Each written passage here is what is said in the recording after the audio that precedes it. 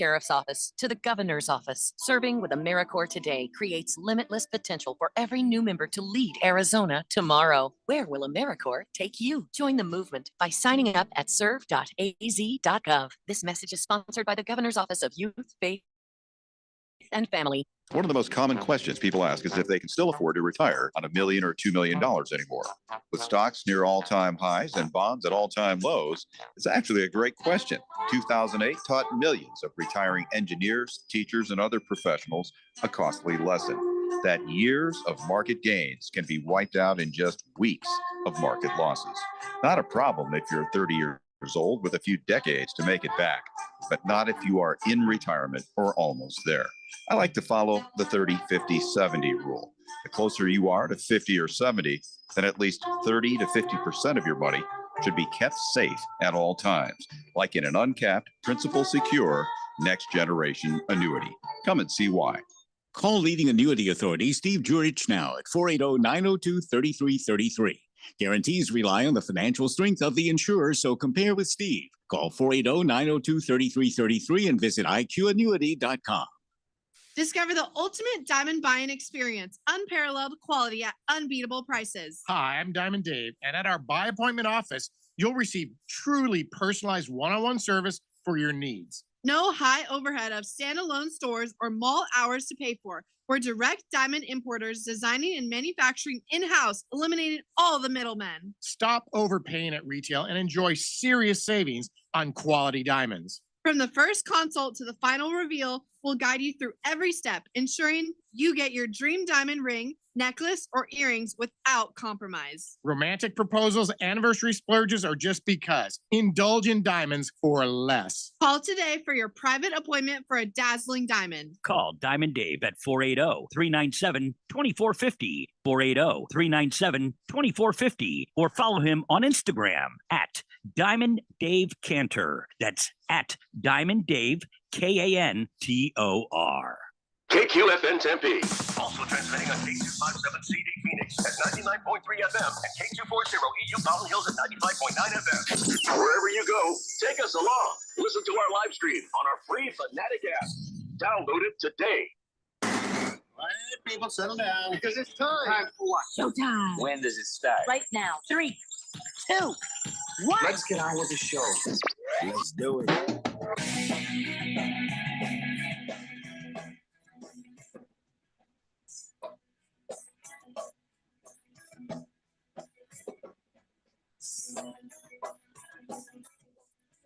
Wednesday here on the Daily Blender. Your good friend, your radio pal, Jeffrey O'Brien, alongside Keon Rose, because Randy White still not with us.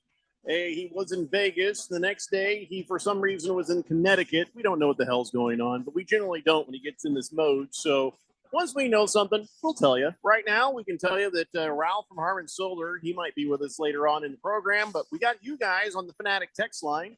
888-368-1580 as we broadcast live in the Harmon Solar Studios in Scottsdale. Lots to talk about today, but let's start it off with talking about the Diamondbacks. They didn't do what they were supposed to do. You know, that whole lose the first game in the series and then win the next two.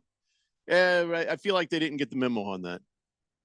It was all planned out. This is the way it was supposed to keep going. That's the script. That's the script. I was really disappointed that they did not obey, the whole idea. But I guess that Chris Sale had himself a hell of a game. I mean, it was a nice duel between him and Zach Gallen until it wasn't anymore. And then, old Duvall comes along and ruins all our fun. But all right, okay, that's life. Just it happens. And he's Chris Sale, before he got injured, the guy was a lights out pitcher. And it seems like he's getting back to form. He's 12-3 right now.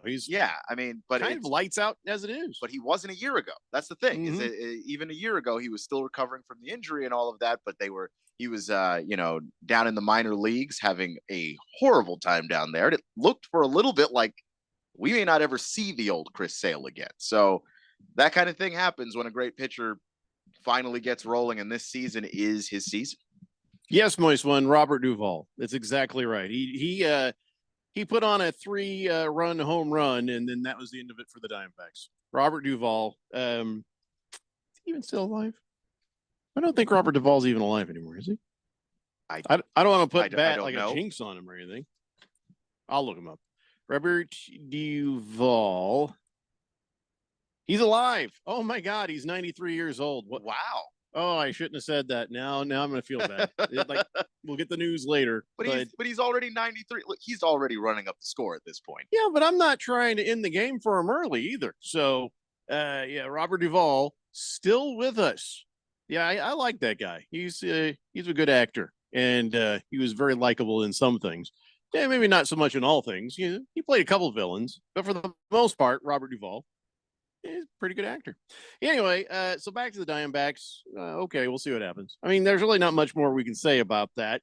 Tonight you got Slade Ciccone. I just never know how to say that guy's name. Yeah, I think it's Ciccone. Yeah, okay. It doesn't matter. He's probably going to lose. Charlie Morton is on the mound for the Braves.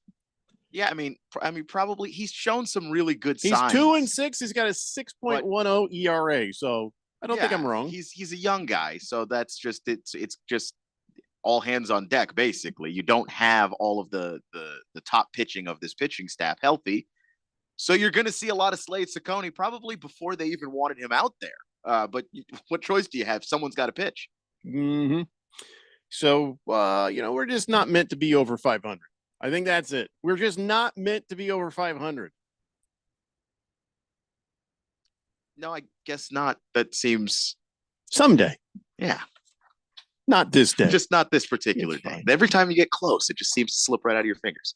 Speaking of slipping out of your fingers, I feel like Joe Ryan wants to make sure nothing slips around because the other day, top of the 7th inning, I guess Carlos Correa just hit himself a home run. So he goes back into the dugout. The cameras follow him down there, and everybody's like, "Hey, Carlos Correa, home run!" And so he's sitting there having this little "Hey guys, celebration." But in the background, you see Joe Ryan pulling his pants out and just shoveling down about a tire can of baby powder right into his crotchal area. Just sitting there, way more than a guy needs. Like, are you making cookies? What in the hell are you trying to do down there with all that powder on your nuts? It was a ton of baby powder, and just kept he's just going right at it. How much powder do you think you really need? I've never used the powder on the crotchal area. Me neither. Have you? No. I have no idea. Does anybody know? Because I know that Paul, remember comedian Paul Mercurio, he came in, he talked about how he'll shovel down a bunch of powder, like that's the way to go. But like if you yank down your pants and a woman sees that, it makes you think maybe there's something wrong with you, right? Yeah, I can't imagine it's that much powder, just enough that it doesn't get moist. Because they don't know what it is. They're like, is that flea and tick powder? What's going on? It just doesn't seem. If you're out there and I get it. Like you're like, okay, I work out in the heat and I got a little poof, a little something, like a little, not as much as even LeBron doing that thing he does. Just like a little something there. Even then, I don't feel like it'd be gritty. I don't think I'd want my boys to be gritty. Moist One says that is a one-way ticket to testicular cancer. Yeah, that's the other thing. I mean, to talk about with Paul Mercurio. Talks about using the baby powder, and I'm like, didn't they find out that stuff causes cancer? The baby powder? I have not ever heard this, but okay, wow. Yeah. To Google that. You can Google that. Yeah. I don't know. I just, all the more reason not to. Never felt the need to put the talcum powder on the bing bongs, Oh, my wife just texted me. She's like, hey, no more baby powder. Talcum powder causes cancer. See, I told you. So if she says it, it's true. I mean, I've never done it. I've never done that. I mean, I can see why somebody would, I guess. But then doesn't it kind of, you get little, you know what I'm saying? Little talcum powder boogers or something down there, like rolling around. I don't know. I just don't know how it works. Somebody's going to have to help me out. I don't know how that works either, to be honest with you. Baseball players just don't give a crap if a camera's on them or not, do they? No, because a Major League Baseball dugout is just, it's kind of always being filmed. And then after a while, over the course of a career, you just stop caring. Or he knew and he thought this will be funny. Maybe. I doubt that though. It's I'll go right through his baseball pants down into his shoes. Maybe that's what he was trying to do. Maybe he was trying to get some down into his shoes. just seems like you could just take off your shoes. Yeah, if you haven't seen the video, just Google Joe Ryan baby powder. That ought to do it. Anyway, yeah, it was hot and humid there. I can see, but still, just yeah. Speaking of Wander Franco got arrested finally. He'd been accused of inappropriate things with a 14-year-old girl, and they've decided they're going to go ahead and they're going to charge him with human trafficking, which is a 20-year sentence and all sorts of stuff. And the mother of the girl is being accused of exploitation and money laundering. So this is a big that's old even more gross. nasty mess. So Well, we'll never see him again. Good. I hope we don't, because gross. So yeah, anything you try to read about it, and I try to read as little about that as possible, because once I got the general part of it, I realized like, okay, I don't really need to know any more to know Wander Franco is human garbage, and I would just like him gone, just gone. So I didn't know that the mother was even involved too. Yeah, that's gross. Yeah. But it's weird because when it comes to a lot of these exploitation cases, it's almost always someone that the person knows, and that's always the worst part of it. I think is it's usually not a stranger. So I'm going to have to just tell you on air, Keon. I can tell you what to do right now. Okay, I tried to be subtle. So I was wondering why the conversation was a little choppy, and then I realized that Keon is dealing with a technical issue, which it's just quicker if I tell him. So what you want to do right now, Keon, so I guess the Money Radio screen showed up where it's supposed to be sports. You see right there where it says KFNN right there in the green next to the clock? Yeah. Double click on that. And then when you see that pop up, click on the Fanatic, and you should be good to go. And then everything will pop back the way it's supposed to be. Yeah. Well, okay, there it is. There you go. It's just faster than me trying to. I was having a mild panic attack, and I was trying to keep it quiet. Yeah, if you hit play on that, it would have hit play on JD Hayward's show, which I know. Shutting him up is not the worst thing that happens in a day, but I don't think they'd be thrilled about it. Yeah, and there are people listening to him that want to hear him. So I don't. And want not to the do all kind of that. people you want to see or meet or have come give you a hard time. Yeah, I was just not sure to do. Okay, cool. Thank you. Last Optimist says the allegation is not the talcum powder that causes cancer, but the asbestos contamination in the talc causes cancer in women if it makes it inside of their bodies. Why is there asbestos contamination in anything that you're selling to people to put on themselves? That's what it's marketed for. Babies. It's called baby powder. You're giving me asbestos to put on my baby? Oh, they absolutely should get sued. And they should be sent to go spend the summer at Camp Lejeune. Baker's Cocky Hen says, why? Wait, was Ryan still pitching? Seems he could use that sweaty powder mix to, help his grip right there. Don't know. Actually, that's good. That's a good point, Baker's Cocky Hens. Yeah, because people use the rosin. So, I mean, similar idea. If you mix it with any water, then it gets a little stickier. Oh, Last Optimist says this is what happens when you source talc from China. Go figure. They're trying to kill us. Beer Bob, he sent over anti-chafing deodorant lotion. It's called Fresh Body. The company is Fresh Body. The product is called Fresh Balls. Well, that's fun. I mean, apply as a soothing lotion, dries as a refreshing powder. Hypoallergenic, free of parabens, talc, and aluminum. See, that's the way to go, Beer Bob. You're right. It says, yeah, it's a great substitute for talcum powder. No cancer on my grapefruits over here. Excellent. Good to know. I've never needed it. So what you got? Swamp crotch? Is that what there's nothing. You work for a living. I get it. But I'm just saying, is that what you're like, man, I got a swampy crotch? Does it feel better? I don't know. Moist one getting punny. Talk about a sticky situation. Oh, moist one. I hate you.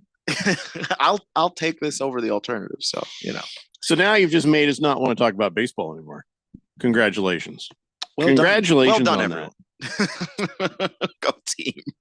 So why did Kawhi Leonard decide not to play in the Olympics? Now, here's the thing about the Olympics. The statement came out and they said, well, here it is.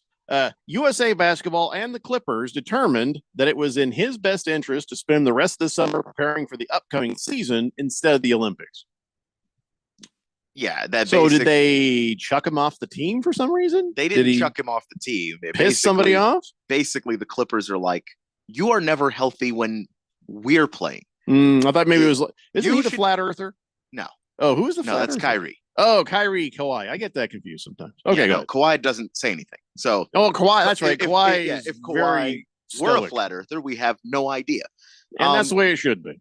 But I just think that he's just got so many injuries over the years, and it's not his fault. The guy tries to take care of himself. It's just his body's breaking Stuff down. happens. Yeah, and they've paid him a lot of money to be on that team. And the reason why the whole Clippers thing never came together is that they as a team were not healthy. But mostly it was Kawhi and Paul George that weren't healthy. And mostly it was Kawhi, if we're honest. And so it's like, why don't you just spend the entire summer resting? Why put all the extra mileage of the Olympics on your body and then have to come back to an NBA season where you've already been struggling to play and stay healthy on non-Olympic years? Now you're going to do that now? I think that someone from the organization said, hey, this is just not a good idea.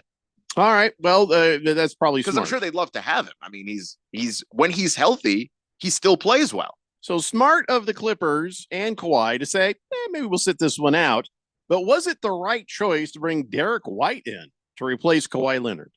I think so, just because I think that what Kawhi was there to do is basically be Kawhi's more of a mid-game guy, but a scorer who can play good defense. And I think that Kawhi does that. Derek White, 3-point shooter, knockdown shooter, and then he gives you some defense. And I question replacing Kawhi with Derek White only because Jaylen Brown is probably more like Kawhi than Derek White is. Derek White's a guard, but I do think they also needed some depth at guard, especially specifically point guard. And I think that Derek White can help you with that probably better than Jaylen Brown can. So is it the right decision? Yeah, it's ultimately, I think it'll work out to be the right decision because he does fill a need that the team has. But Jaylen Brown's pretty salty about it. So we'll see what goes on there. You know, you only have so many slots on the team, and if you feel you need the best position players, if let's just say every greatest player in the NBA right now was a point guard, you can't have a team full of point guards. You still have to say, sorry, we can't have you on because I got to put a forward in here, I got to put a center in here. So that's just the way it happens. So he's good, but he's not better than the guys they have. Is that a fair statement? Yeah. But when you're building a roster, like we say, you can't just go fantasy basketball with it and just grab all the biggest names. Sometimes you need people to play specific positions and play specific roles. And Team USA Basketball basically thought that Derek White filled a need more than Jaylen Brown. Jaylen's not going to take it that way, but I don't think anybody's saying Derek White is a better basketball player than Jaylen Brown is. Last Optimist says they figured, Kawhi was only going to play 20% of the games anyway, so why even have him in there? That's not fair, Last Optimist, because last season he played 68 of 82 games. I'm pretty sure that's more than 20%. Yeah, and I just think that when it comes, but he missed 4 of 6 playoff games. So yeah, that's still not. No, that's still not 20%. That's 25%. But he's still somebody who they would like to have healthy if they make a playoff run. They're not going anywhere without Kawhi. They've invested a lot in him. 18%. We're not doing math, Last Optimist, so stop. But no, Kawhi is capable of staying healthy, but it's not like Team USA chucked him off because, well, he's not going to be able to play these games. It's that the Clippers reached out to Kawhi and said, no, this is going to be something that's going to make it tougher for you to stay healthy for us. And considering the massive investment that they made in him, I get it. Yeah, get sick and injured on our time. Well, no, it's don't get the wear and tear there that will cause you to get sick and injured on our time. I get confused. with Rest their now. Yeah.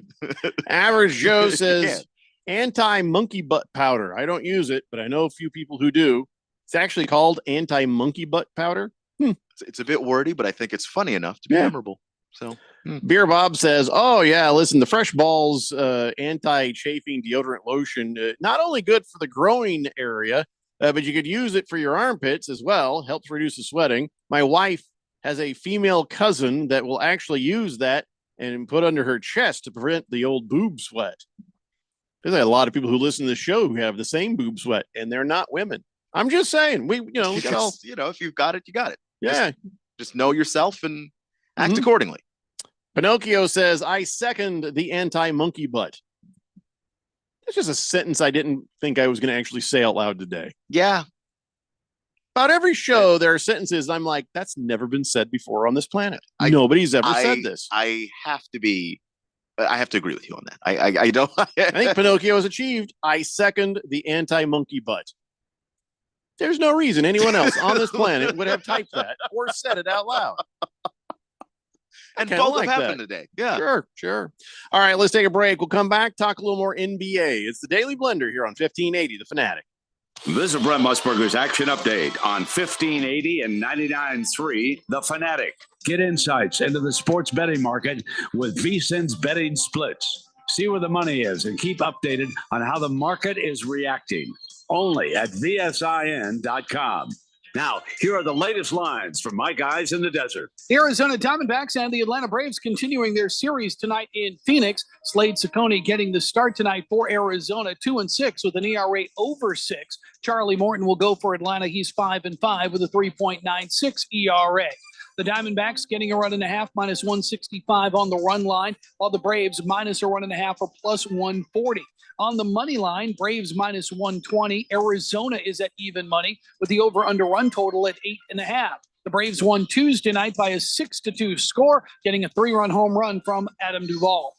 I'm Tony Desiri with your VSiN Action Update on 1580 and 99.3 The Fanatic.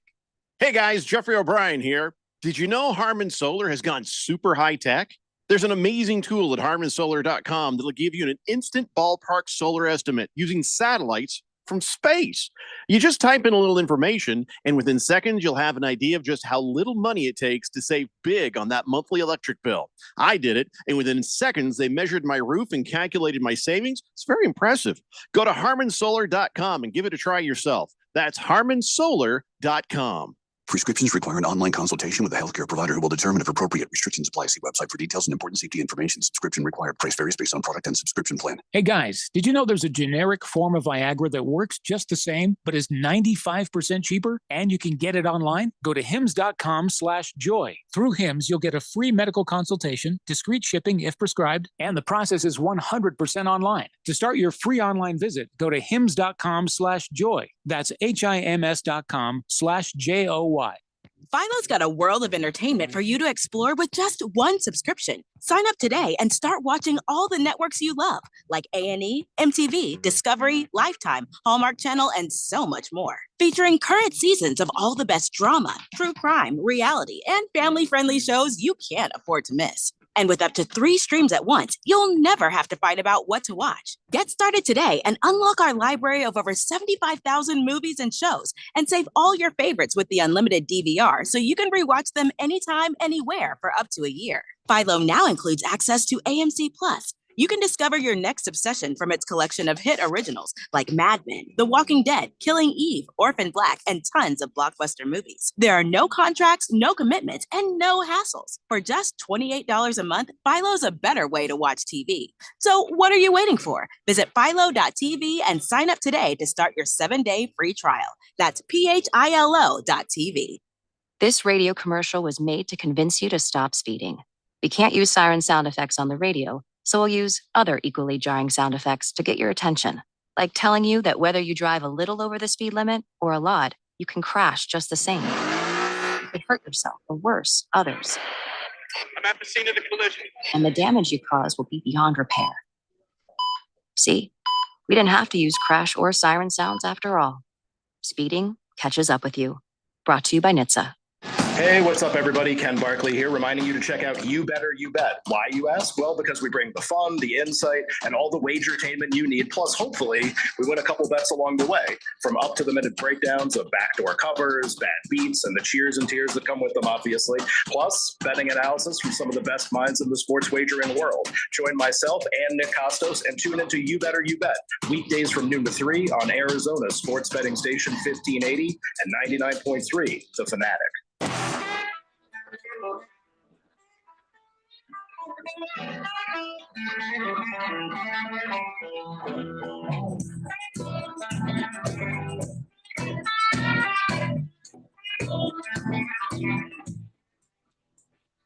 can't believe we've had this much conversation about putting talcum powder on your boys. You know what I mean? I did not expect. I should know better. It's the Daily Blender here on 1580, The Fanatic. Last Optimist says front-loading the powder is like getting 1,000 fairy kisses. Or so a guy in college once told me. Well, there's a lot to unpack with that text, Last Optimist, but all right.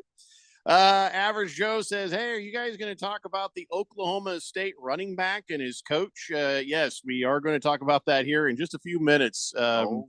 Mike Gundy. Yeah. You wonder if he's doing it on purpose. It almost seems like a bit, you know? He's not. He's just like that. Yeah, we'll do it right. We'll talk about it right now. Why not? So Ollie Gordon is a running back, for Oklahoma State, and he got himself a DUI. Okay, and he was driving with a blood alcohol level of 0.11. Now, generally, drinking and driving starts at 0.08, so it was a good deal above the legal limit. But Gundy came out and said when he found out, he's like, so I looked it up on my phone. What would be the legal limit? And he's like, well, in Oklahoma, it's 0.08%. Ollie was 0.1. And he said, I looked it up and it's based on body weight. And I don't want to get in the legal side of this, he says, but really, 2 or 3 beers or maybe 4. I'm not justifying what Ollie did. I'm telling you what decision I made. I've probably done that 1,000 times in my life. And it was just fine. I got lucky. People get lucky. Ollie made a decision and he wished he could have done better. And I asked Ollie, I told him, I said, hey, you're lucky. You got out light. Sorry, can we go back to a little point there? Mm-hmm. You did what 1,000 times? You've drank and drove 1,000 times. You have drunk with above a 0.08 blood alcohol level 1,000 times. It's a miracle no one around you is dead. If you can even remember. I feel like that's bad. You feel like that's bad because it's bad. So Gundy later on goes on the Twitters and says, my intended point today, the Big 12 Media Day, was that we're all guilty of making bad decisions. This was not a reference to something specific. I don't think Ollie Gordon has ever used the word specific before in his life without being told to by an actual lawyer. I feel like somebody told him, you got to go out and say this. Say exactly this in your tweet, because it was not a reference. It was not a reference to something specific. Does that sound like Gundy to you? Well, no. This is a guy, and it's funny that he coaches the Oklahoma State Cowboys because a lot of his words are things that he just shot from the hip. He's not really thinking things through when he says it, and it's really good on a local level. People in Oklahoma like how honest he is and all of that stuff, but there are times that you're just too honest, and telling everyone how you've made very bad decisions drinking and driving, because that's specifically what he was talking about. He should have said, I've made bad decisions. Look at my haircut. That's what he should have said. He should have said that. But instead, he says, I've done that 1,000 times.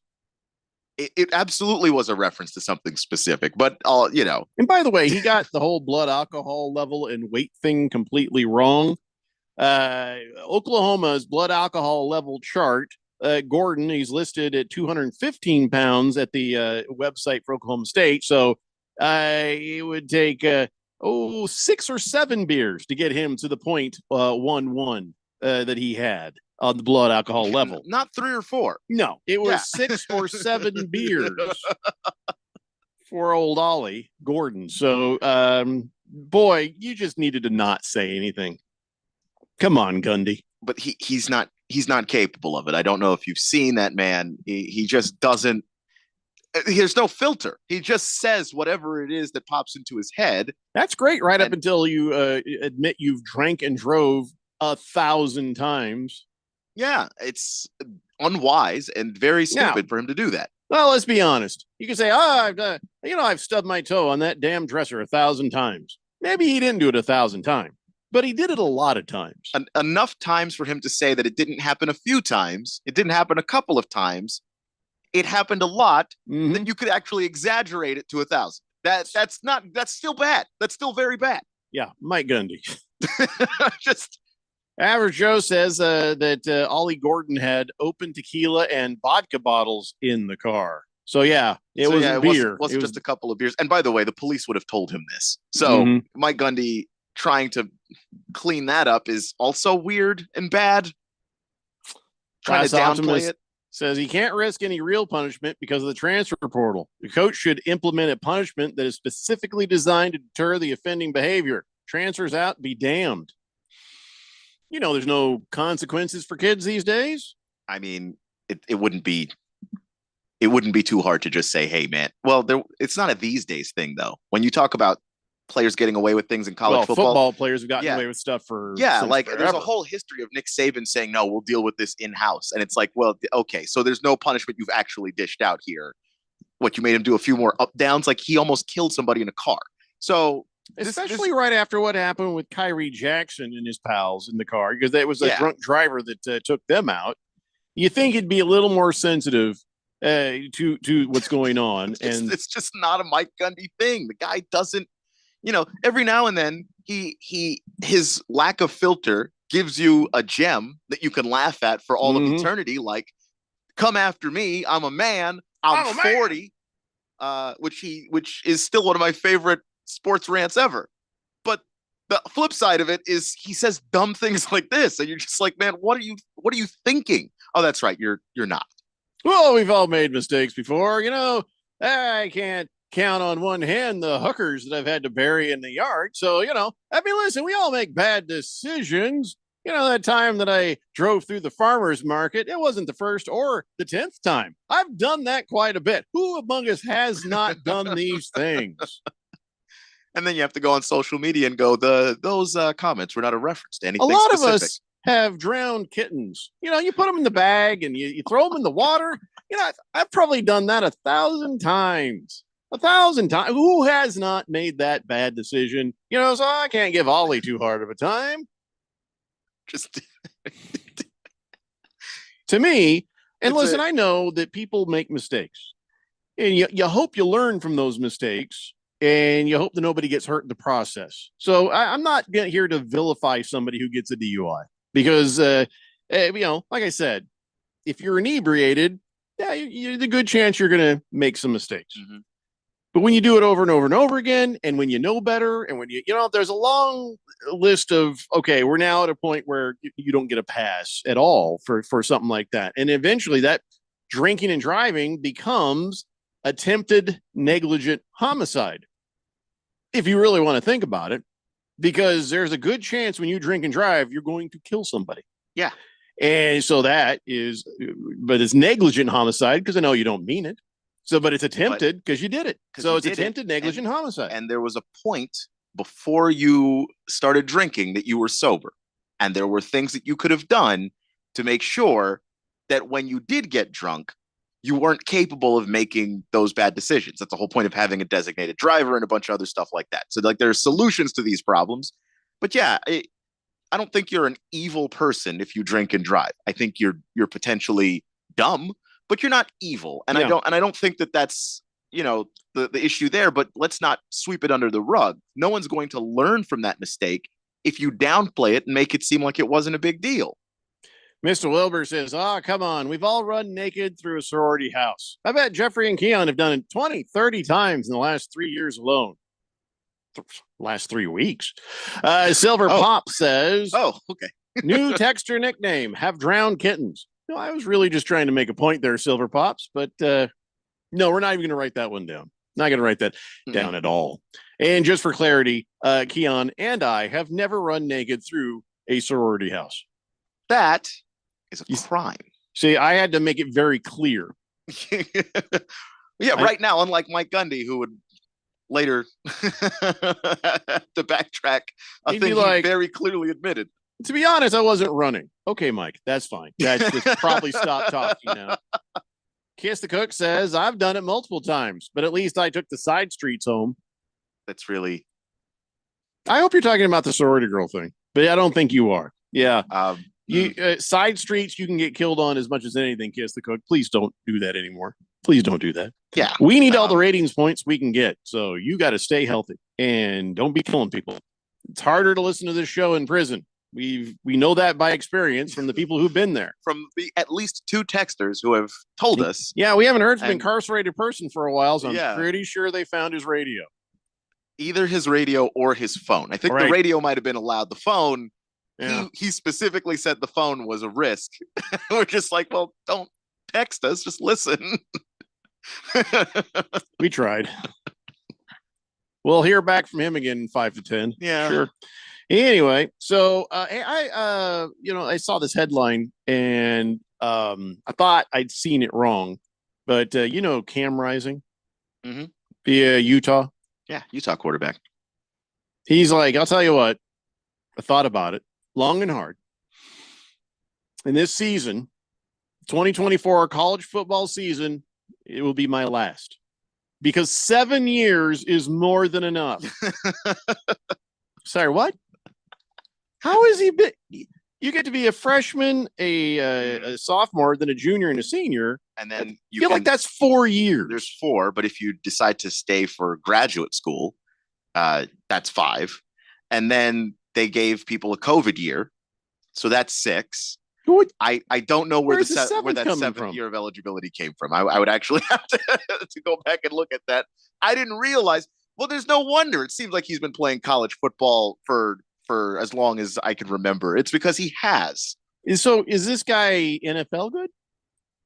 Cam Rising? I mean, there was a point where people thought he might be, but he is a good college quarterback. I have no idea what the NFL level would look like for him. Well, he's already at the age to retire in the NFL.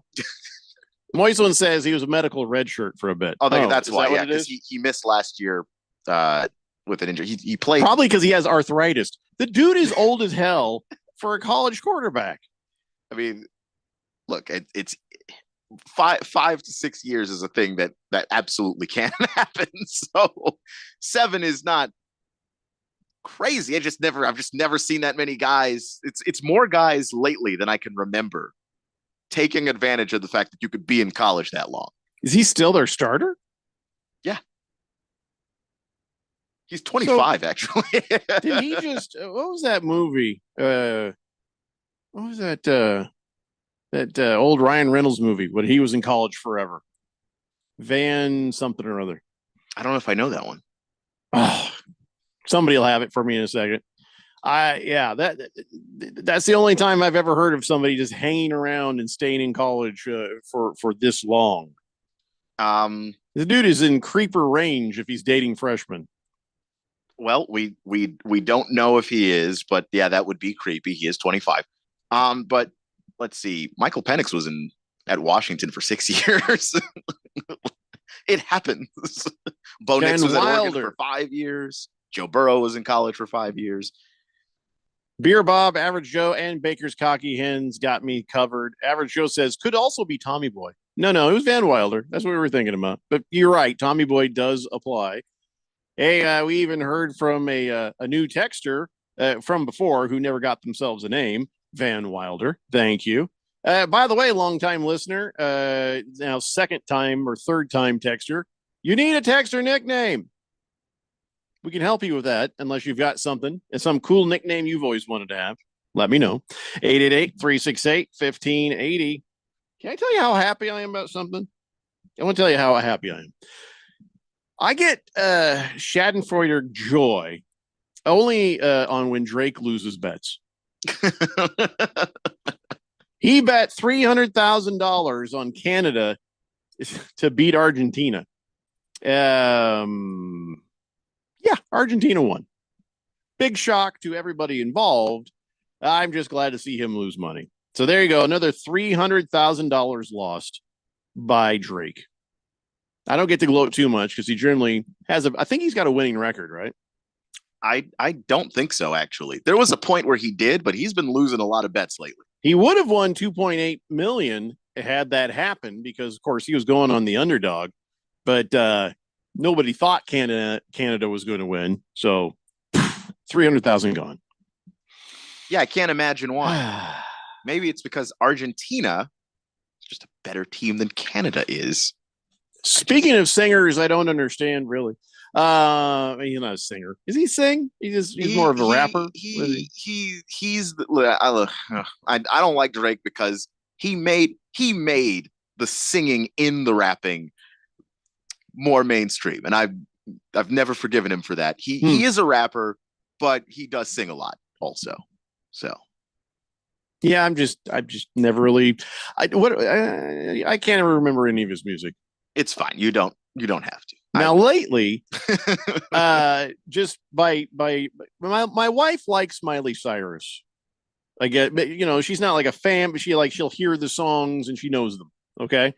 And Miley Cyrus, my son used to be like, oh, I have a crush on Miley Cyrus back when she was Hannah Montana, and I was like, oh, that's good for you. And whatever. And then later on, now Miley Cyrus, she has the voice of an old lady at closing time at some dive bar somewhere. I don't know if you ever heard her talk lately. And her singing voice kind of has that. Now, I didn't mean to be exposed to this Miley Cyrus as far as hearing the songs. But my wife was like, oh, we're watching. Hey, look at this. It's the Grammys. And here comes Miley Cyrus to sing some. I'm like, she looks like she's trying to look like Tina Turner over there. She's all the hair and she's like doing the dancing and stuff. And I was just like, people like this? Because I don't care for the Miley Cyrus. Do you ever hear her songs? Do you know her music? Not recently. No. It's that scary 58-year-old woman at closing time voice. And it does transport itself into her singing. That's very I don't care for it. Gotcha. And she also in interviews sounds insane. She's crazy. Oh, I don't know anything about her. Nobody I know listens to her really. So okay. So that's an interesting point. Nobody listens to her. Well, they're talking that she might be the favorite to be the Super Bowl halftime show. With what song? Like usually when you hear, oh, this person's going to be the Super Bowl halftime show, you start going through the hits. It's something to do with flowers. Okay, actually, song about flowers. I've heard that song before at Chris Hemsworth, maybe in a or something, movie or a TV show or something. But I have heard that song. Yeah. So that's what they're saying. That's not a Super Bowl song though. Like that, Well, maybe she'll do Hannah Montana hits. I don't know. It's like that's one song. Okay, good. Like you need a bunch of hits to be in the Super Bowl. Like that's the show is like. Moisman says, "What about Wrecking Ball?" Okay, that's another one. I guess is there enough songs there?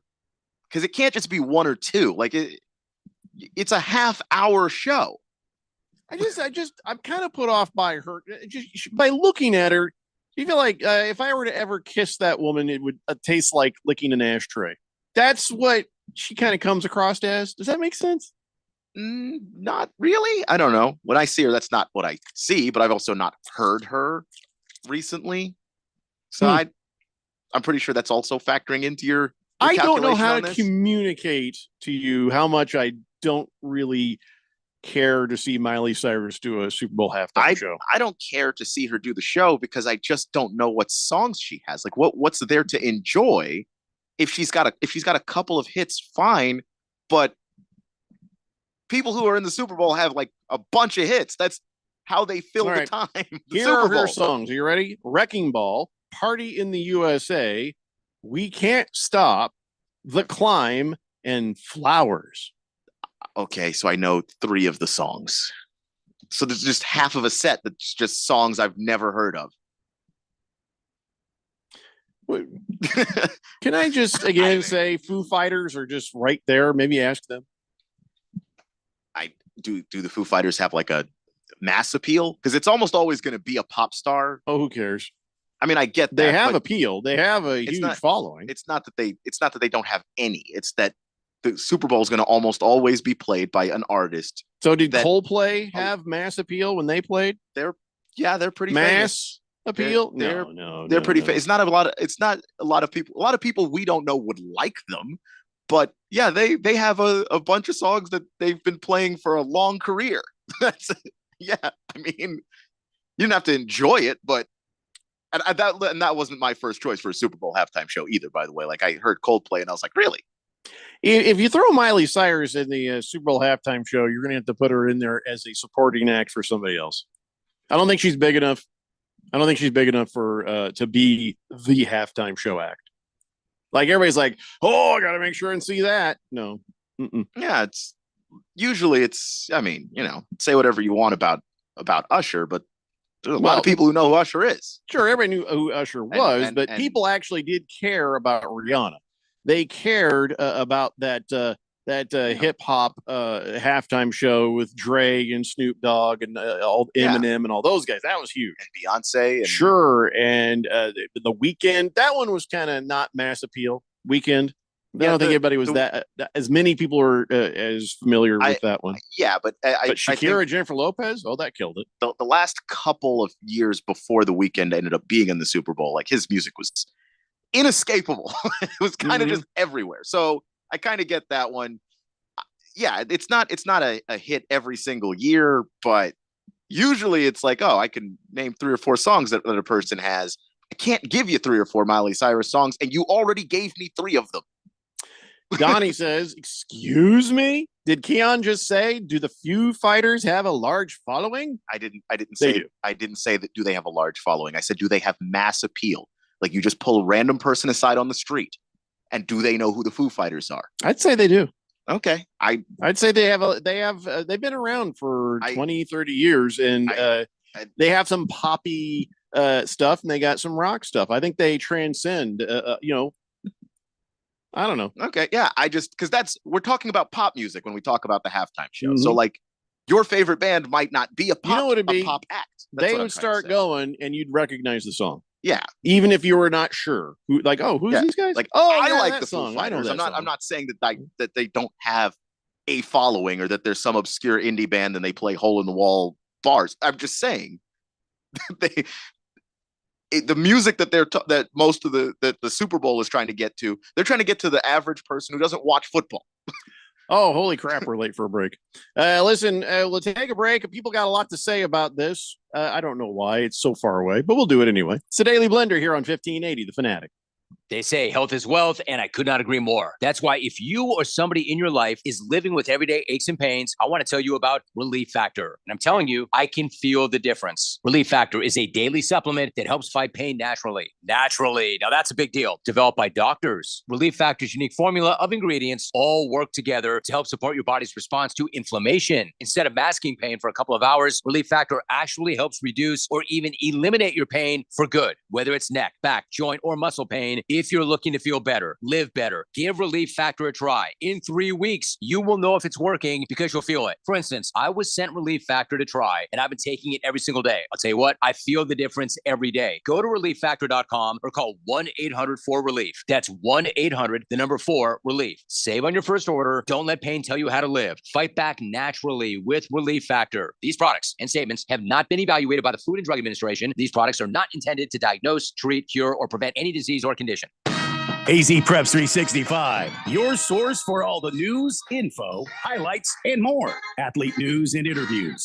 Talk with coaches. Keep you up to date with the changes, moves, upcoming events, and more. AZ Preps 365, Arizona's ultimate prep sports show. If you miss a minute, you miss a lot. AZ Preps 365, Saturday mornings 8 till 10 on 1580 and 99.3 The Fanatic. And always on at 1580thefanatic.com.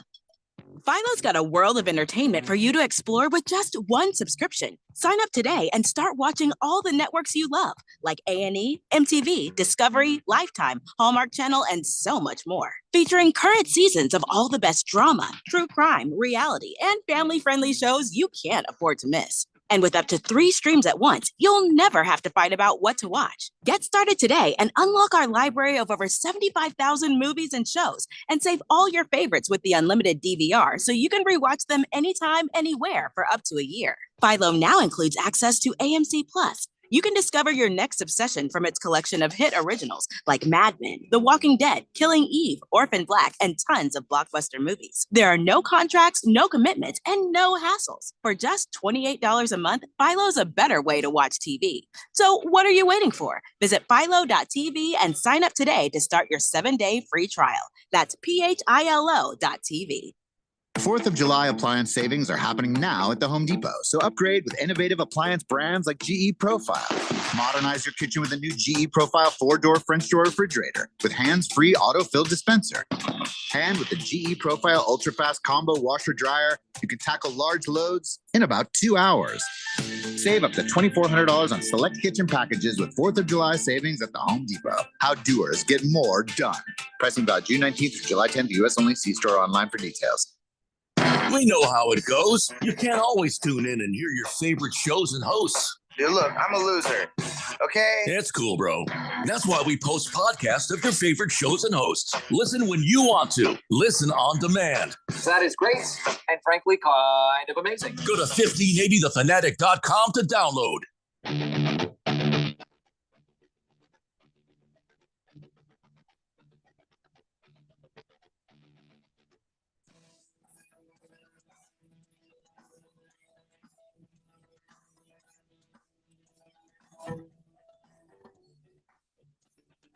Today's Blender here on 1580 The Fanatic. So rumor has it Miley Cyrus might be the favorite for the Super Bowl halftime show. By the way, it's LIX, so I'm going to call it Licks. It's the Licks Super Bowl.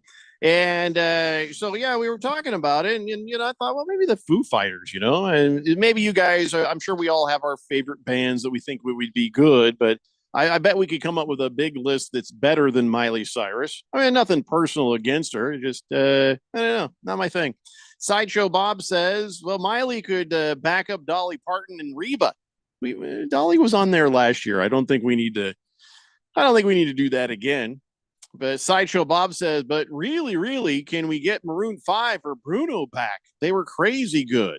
You don't go back. You can't go back, Sideshow Bob. You gotta have somebody new. Got to be somebody big and somebody new. I don't really remember the Maroon 5 one, but Bruno Mars was really good. Yeah, it was a shirt optional kind of thing. Well, you know what I mean? That's just his life, right. Generally, not just that halftime show. I don't want no Maroon 5. You know, I listen. That tattooed feller, Adam Levine. Yeah, sure. He seems okay, but I damn him to hell for trying to bring disco back. That's all I'm going to say. I just think the music's bad. It's just. Mm-hmm. I mean, it's not up to me. It just seems like crappy pop music to me. Oh, it's up to me. It's bad. Harry Soap says, I'd like to see Ron Gronkowski try to kick Miley Cyrus between the goalposts for a field goal during the halftime show. Seems kind of violent, Harry Soap. I just would rather not have her at the halftime show. Yeah, he can't kick an actual ball. There's no way he's kicking an actual person. Wilbur, she's a small person. Wilbur says, did you guys say that Glenn Campbell and Kenny Rogers are going to be playing the Super Bowl? Awesome. Well, as far as you know, yeah. Silver Pop says, Jeffrey, Cholos call each other Foo. Hey, Foo. What up, Foo? Does that mean the Foo Fighters fight Cholos? No. It has zero to do with Cholos or fighting Cholos. Foo Fighter was what they used to call UFOs or unidentified aircraft back in World War II. So that's what they call it, Foo Fighters. Against the Spread says, that story about Mike Gundy was crazy. Somewhere out there, Steve Keim says, amateur.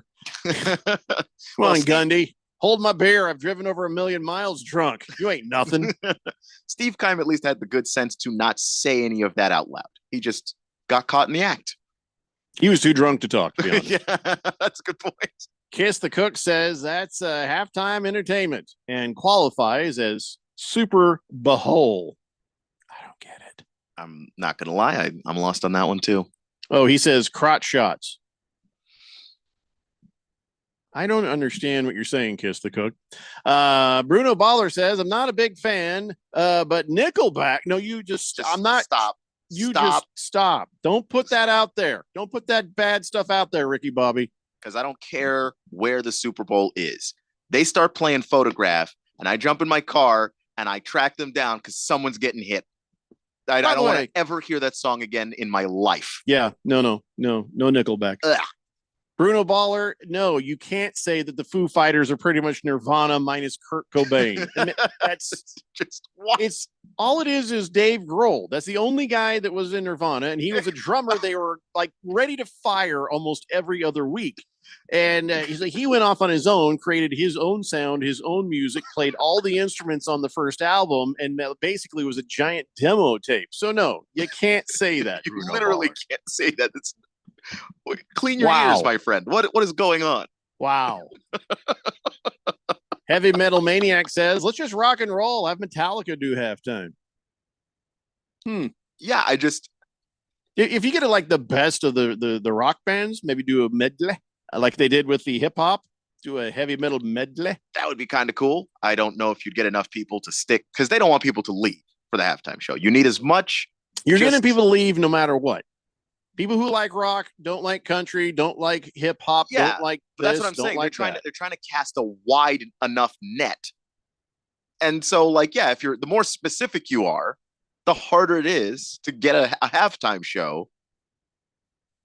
That's the reason why they had all of those rappers at that halftime show. Because if you're a rap fan, you could name 5 or 6 Dr. Dre songs that could have stood alone, but most people need a little bit of Dre and a little bit of Snoop. Yeah, I guess. And a little 50 Cent. So it's got to be a big production. A bunch of guys. Moist one says, just give me a 10-minute goon sesh with Shakira again. I'll have a great half. I don't know what that means, but I'm just going to keep moving. Stop. Just please do Last not ever Optimus say that again. Says, Miley Cyrus reminds me of my Aunt Frances, twice removed, chain smoking at dinner while working as a waitress and taking our orders while we visit.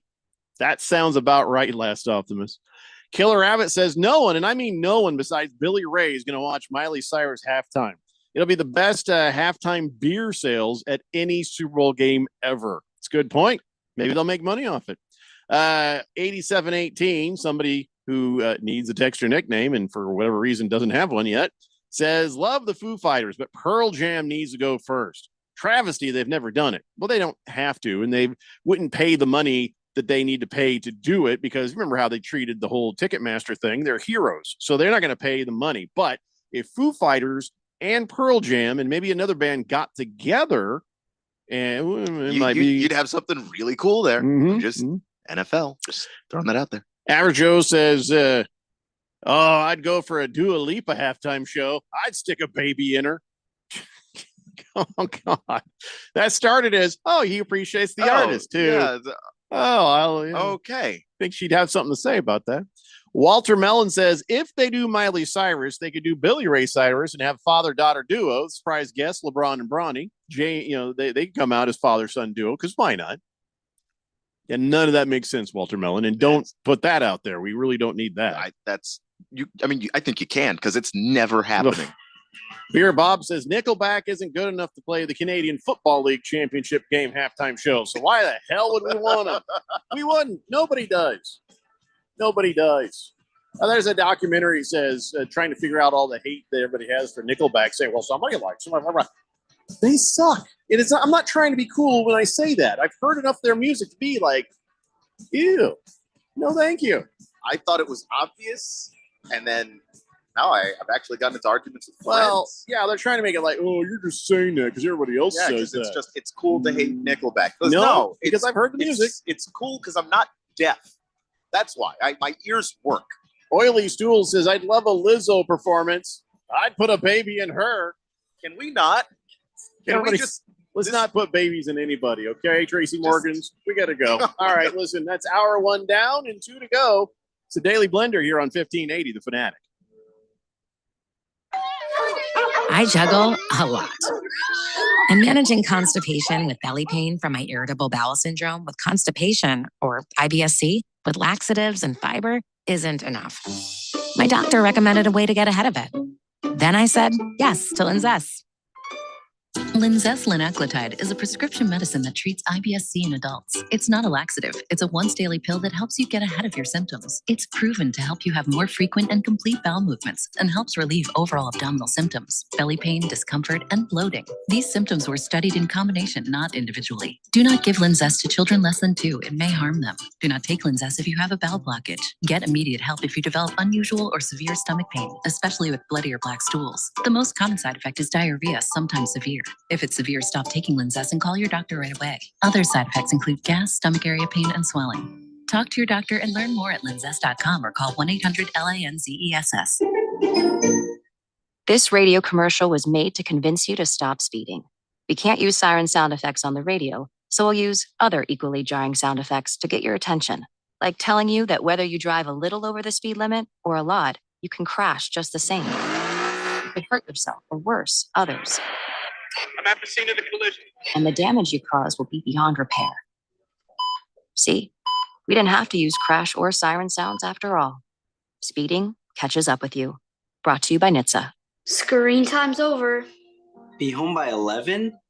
Put your phone down while we're eating. When parents set boundaries, keep track of where their kids go, and talk to them about the dangers of underage drinking and drugs, they keep their kids safe. Visit TalkNowAZ.com. Be the influence. Talk early. Talk often. Talk now. Thanks.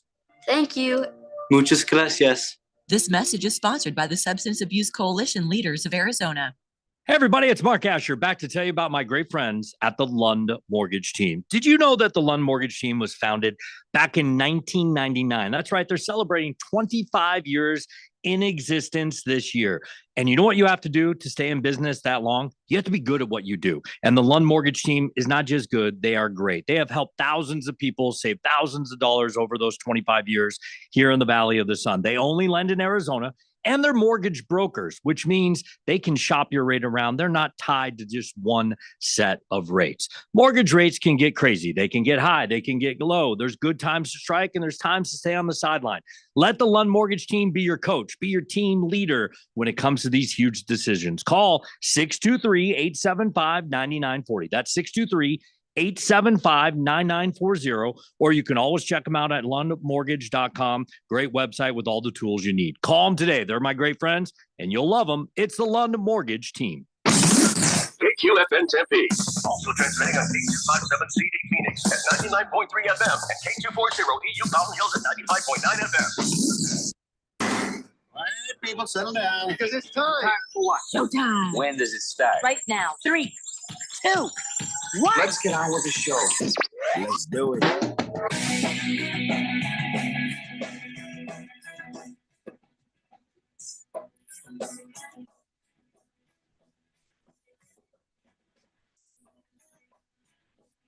All right, everybody, it's 4 o'clock here on the Daily Blender. I'm your good friend, your radio pal, Jeffrey O'Brien, not alongside Randy White. Word is he's in Connecticut. We can't figure out why. Vegas to Connecticut. Doesn't make any sense, but oh well, neither does he. Keon Rose is in the control room. Ralph from Harmon Solar just jumped on. And you guys are on the Fanatic text line, 888-368-1580, as we broadcast live for the Harmon Solar studio in Scottsdale. And I want to try to wrap up this conversation we were having. The rumor just kind of came out a little bit about Miley Cyrus possibly being the halftime show. And I just don't get it. I don't want it. I don't see it.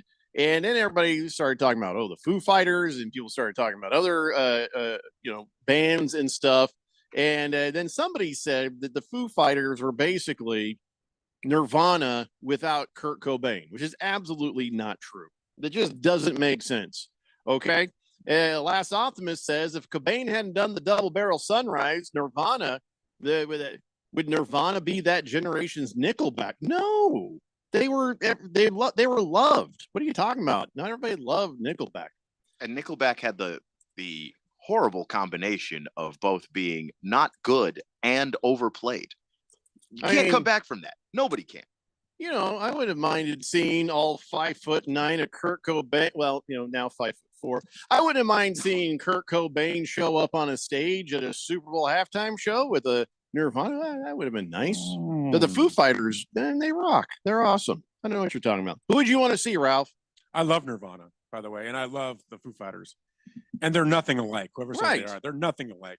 The Foo Fighters are just all out David of- Grohl. right out of his noggin. Right. Nirvana was a grunge band that was in that dude's head, and that dude had a lot of weird stuff in his head, but it was Nope, really good. not stuff. anymore. Right. Well, now it's just empty. But yeah, I love the Foo Fighters. I've seen them live. Absolutely love them. I think they'd be great in the Super Bowl. Absolutely fantastic.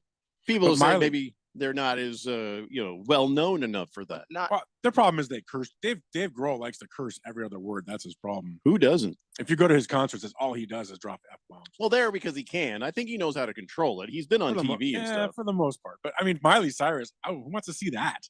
Because Mm. you know she's not going to be wearing anything, and nobody uh, wants to see that. Hopefully, the people who, because that's not for it's not for you. Right. Miley I mean- Cyrus is for who though? I mean, I all of a want it sudden- for me though. All of a sudden, here's Miley Cyrus, and some kid by the TV goes, "Mom, why does the TV smell like menthols?" it's for I'm assuming, I have no clue, but I'm assuming it's for the people who grew up with Miley Cyrus, and then there's a huge big gap in the middle of her career where like I don't know what happened. And then like recently there have been a couple of songs that have been, in movies and TV shows and stuff. And so like the people who like her now, I guess, the NFL is just trying to get those eyeballs on the Super Bowl because they know you and I will watch. It's the Super Bowl. We're here for the football. Okay, I'm They're gonna do trying it. to get the Hold people on here. who I'll settle this. Watch this. they're trying to get the people that, I especially want good music though, man. Here's what I'm gonna not do. saying you're wrong. I'm not saying that that's what they should do. Miley If you're asking me why, I'm just giving you a reason I why. want Red Hot Chili Peppers. I want Foo Fighters. I Have want they bands never like done that. it? They've done it with somebody else. I Yeah. can't remember who they were with. I think they Oh. might have been with what's that guy's name? Oh my gosh. Bruno Because Mars. I think it was Bruno Mars who had Chili Peppers with him. I think. I'm checking something. I don't know if this is the right place to do this or not, but I brought them both up on Twitter. Careful. Miley Cyrus has 46.1 million followers. Foo Fighters have 3.2 million. She's just partially because she was like a Disney kid and all that, and obviously the connection with Billy Ray And that she's nude half the time. That helps a little. that I'm sure, I guess. But Nudity like, actually has followings. but yeah, like that's More than her talent. She's not talented. She's just nude all the time. Yeah, but she- give her. but she You gotta makes- give her a little bit on the. But she has some talent, but she's not 47 million talented. I don't know. That's about her. It's- That's it's- about her being because naked. It's, half it's the time. also I don't Can I I just don't be think honest, so like- honestly because it's mostly women that listen to her. It's a pop With- music thing. It's not with a the smoking and whatever else it is she's done to look the way she looks now. She looks like some gal that like 2:30 in the morning is following you out to your car. You know what I mean, from the bar, and you're like, no, what do you mean you need a ride? The No, only I'm thing- not stopping by the Piggly Wiggly to get your kids diapers. Oh, What do you? The only could thing you- scarier than her would be Amanda Bynes today. I don't know if you know who she is or seen her lately. That's scary. I don't know. yeah, but she was never like. But she was a cute, young, talented girl. Now she she wasn't. looks But like she a wasn't a freak. musician though. Like we're just talking about music. I know. I'm just going there. Yeah, I just think musically. I'm sorry. Miley Forgive me, Cyrus Kian. has got enough mass appeal. That's all I'm saying. Is she's got a ton of mass appeal She's in got a just ton of something. in just a general audience of Teeth. people. a lot of teeth. Why not put a real talent up there? Okay, well, you who's got the to real find talent? the real talent that also is well known by just random average people. Look. Grab an average person on the street and say, "Hey, name a song from this person. Can they do it?" Why not just? She's going to be there anyway. Just put Taylor Swift up there. She's going to be there. I mean, The Chiefs are going to be in the game probably again. but does she So want she'll to? be Does she there. want to be working that day? She doesn't Well, need it. They'd have to pay her. That'd be the one thing where the Super Bowl goes, okay, we're going to pay you to come out. Now you got something. People would love that with special guest Miley yeah, Cyrus. they would, but it's also, but like Jeffrey said, it's the artist pays to be there. Like you're promoting yourself, and the NFL is like, cool, pay us. What do they pay? So like $1 million. They pay $1 million. That's Yeah. cheaper than the commercial. Yeah, well, that's a good point. Well, but yeah, see, that's- but there are some artists that don't like Taylor Swift doesn't need an ad for Taylor Swift. If the She's Taylor NFL could Swift. get her, they'd pay her $10 million. I guarantee you they would do it because the ratings for the Super eyes. Bowl would be higher than they've Yeah. ever been. It'd be. That's what I'm thinking. It'd be huge. The NFL could lower the cost of Sunday ticket, and everybody who watched football would get it, and they simply refuse. The NFL is okay to be elitist and just leave money on the table because they're the NFL. That is the difference between Taylor Swift or Miley Cyrus. Is it, who you pay? No, or no, don't pay. Yeah, and any artist you're thinking of. Put Journey on there. The one, the hand farting guy. No, Journey. Well, that was Foreigner, wasn't it? That's Foreigner. Oh, you can get Journey and Foreigner and Styx to do something together. That'd be cool. Bring back like an '80s trio. People would love that. People would not. Would. You wouldn't because the you're kids young. are like No. grandpa. Who is these Screw people? the kids. I listen. 80s music Well, I actually Wander find to be Franco, very fun. But I happen to know that there's a whole demographic of people they're just not going to care. Yeah, but you put The Weeknd on there, and what if my demographic does? We turn it off. So let you turn it off. Scratching my you head. turn it off this year. Let us watch something. That's a good point. It's our turn. I'm done with you. I want to see my stuff. You go get some drinks or something. Yeah, because you don't know me very well. Get some arthritis meds up in there. I have seen my stuff exactly once. So which was what? The one in LA? Yeah. I love rap. That was pretty good. That was pretty good. You got to admit that was pretty good. It was okay. No, it was good. I like a lot of the thought OG it was, stuff. was I thought great, it was okay. and they went full West Coast rap with it, which I am a big fan of.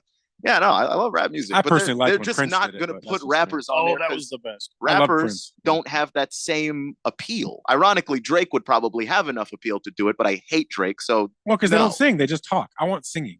Aerosmith is good too. Rappers don't just talk, but that's majority of the OG stuff is all talking. No, it's not. Absolutely, you weren't even born. It's not singing. Okay, I still own Spotify though. I have a Spotify account. No, you don't. I can listen to things that happened before I was born. This is how technology works. Not when we were young. So I don't know what to tell you. You don't like Styx? I was listening Come to on. DJ Quick Or earlier. yes. If you had a 3 80s bands that feel like came they're the in, same band. Get some old arena bands. Remember these stadium bands that are still touring nowadays? Put them at the Super Bowl for the halftime. People would watch that. People would not watch that. Your stereotype. Our generation would. You're wrong. But you're the smaller part of the demographic group. What they're Damn trying it! to Bring do, Adamant out there. I'd watch that. Just you. Hey, the ratings would be listen, one listen. for halftime. Hey, Ralph, turn your main down just a little bit. You're cracking. But the other part is I saw some photos of Adamant. Now, listen, I grew up listening to that music too, and it was fun and all that stuff. But and really, this counts for The Rock. This counts for most everything. And when you're sitting there listening, you're like, yeah, that would be great. And then you see them, and you're like, oh, this is sad. This is it just makes you realize that you're old. Oh, good. And it makes me realize they're even older. And I'm just like, can we get you a chair? That's when I saw Adamant's photo. I was like, can we get him a chair? I was front row at his concert, and I felt bad for him. Yeah, he just looks like. I still enjoyed it. Maybe it's time. But I did want to walk him across the stage. Yeah, just kind of like, come. It was like being at a Joe Biden rally. I wanted to walk him through. I mean, it was the same thing. He's like, I'm sorry, I went political. I didn't mean to do that. Don't drink, don't smoke, don't touch the thermostat. No, strip. Imagine when he did strip. Oh, yeah. He did strip, and I'm like, dude, please keep your clothes on. Because what's going to come out of there, no one wants to see. No, that's like the old guy at the gym who just walks around with them dangling down by his ankles. You're like, come on, man. Come on. Old guys at the gym do not have shame. They just, in the locker room. Whatever age it was that you last had shame, they are so past that.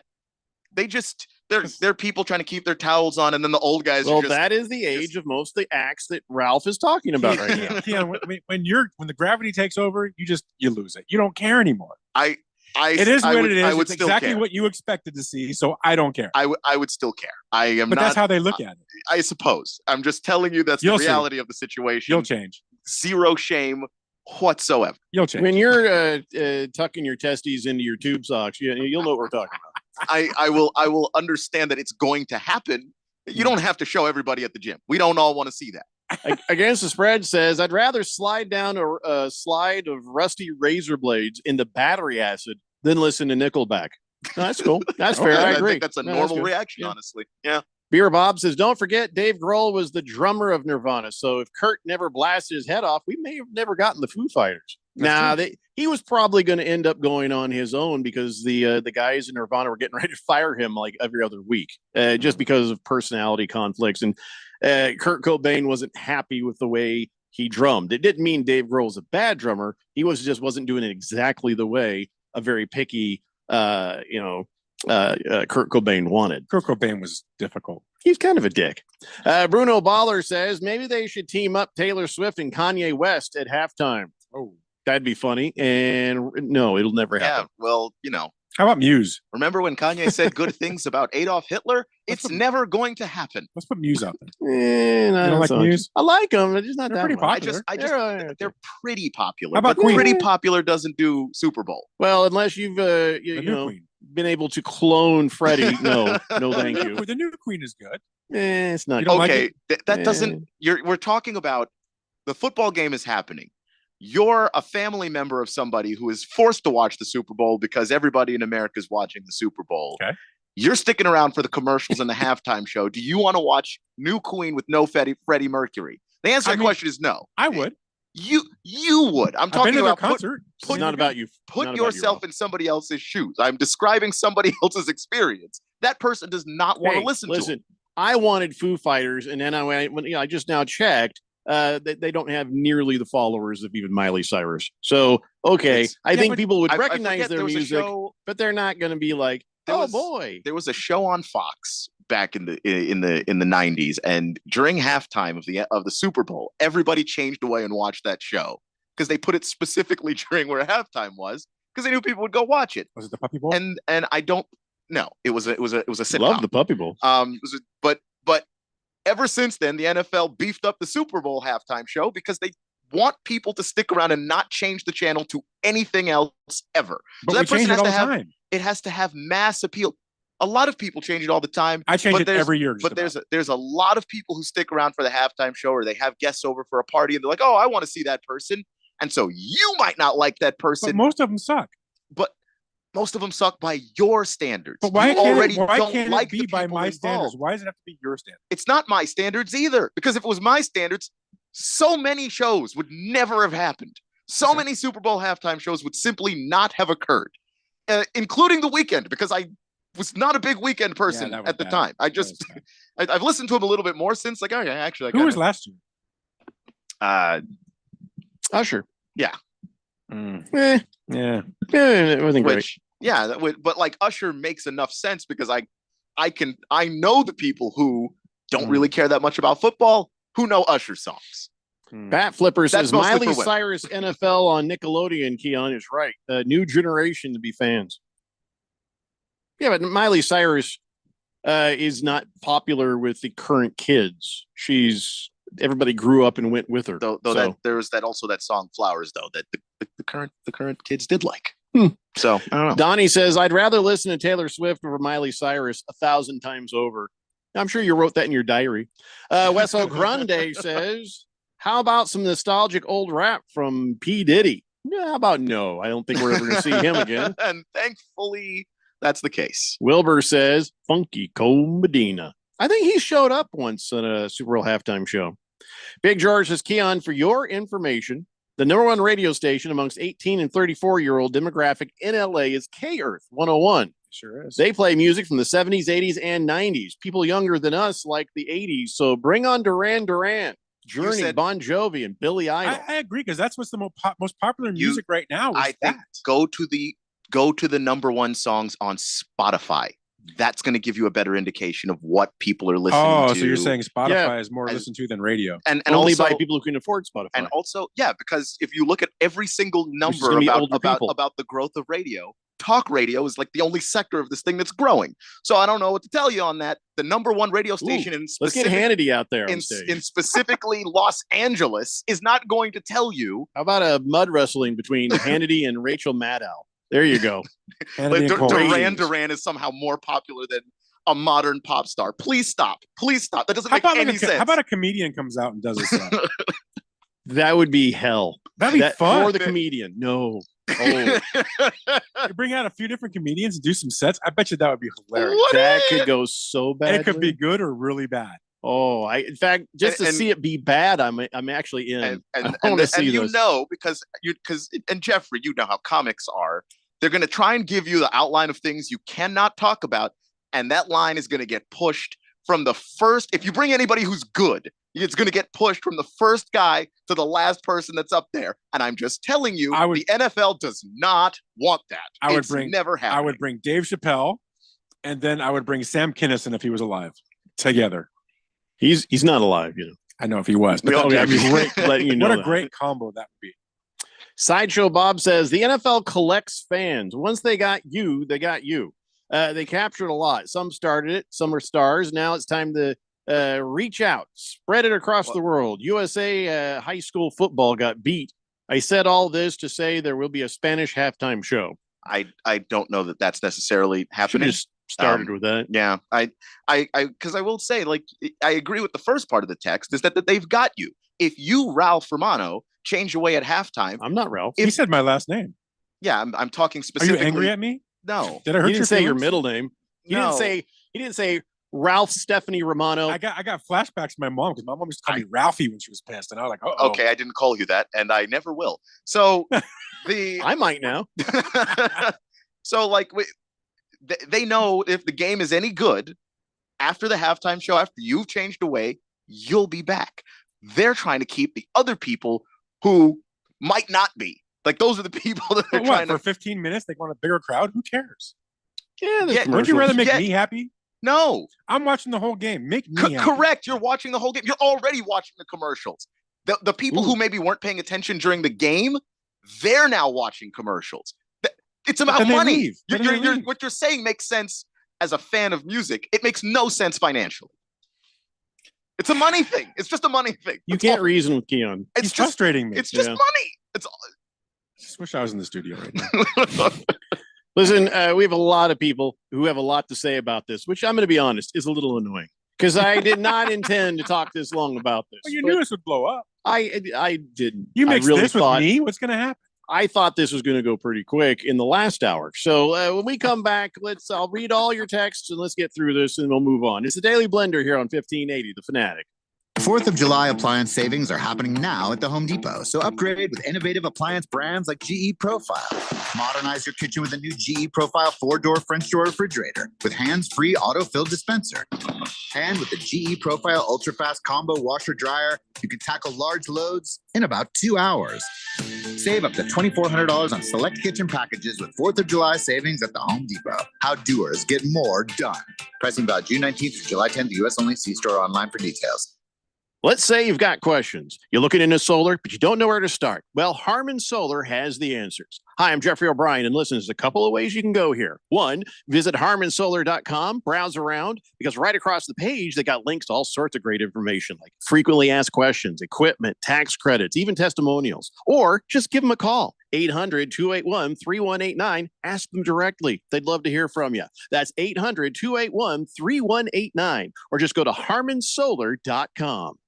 Big news. A new Reuters study says Newsmax is one of the top news brands in America. And millions of Americans are turning off old media and tuning in to Newsmax. They're following Newsmax because they want real news. Now, Newsmax has just announced it plans to go public later this year. If you're eligible, you can become an owner of Newsmax by purchasing preferred shares. Find out more at newsmaxinvest.com to see your eligibility to participate.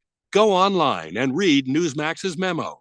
Forbes says Newsmax is a news powerhouse. Join the news revolution. Get Newsmax shares. You can even buy shares with a credit card. Go to newsmaxinvest.com to see your eligibility. Whenever making an investment decision, you should consult your attorney or financial advisor. And investors are responsible for conducting their own due diligence regarding investments and for all tax and other risks and obligations. So find out more at newsmaxinvest.com today. 80% of youth in Arizona don't drink, smoke, or use drugs. Want to know the reason why? It's you. Kids say not disappointing their parents is one of the main reasons they choose not to drink or use drugs. Visit TalkNowAZ.com because while you might worry you aren't getting through, you are. Keep it up and stay up to date about the latest Arizona drug trends at TalkNowAZ.com. This message is sponsored by the Substance Abuse Coalition Leaders of Arizona.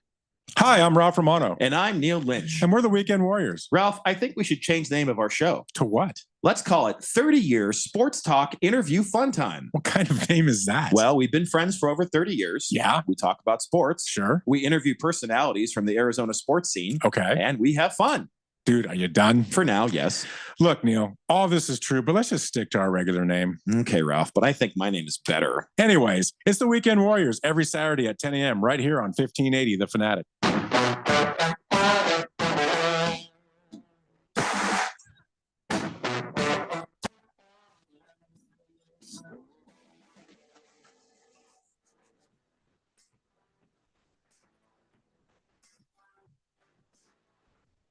How much we miss football. An astounding amount of texts about the stupid Super Bowl halftime show from about 8 months from now. It's the Daily Blender here on 1580, The Fanatic. America has two pastimes. One is football. The other is waiting for football to come back. Dear God. Good point. Average Joe says, I saw Guns N' Roses about 4 years ago. It was still good, but Axl probably should have had a chair, maybe a wheelchair. I saw that dude come running out on stage to sing, and he had a little more weight on him than he should. And he's like, he was so excited. He runs out there and he's like, welcome to the Chicago. Hold on a second. Okay. Wow. Yeah, that was an accurate imitation of Axl Rose.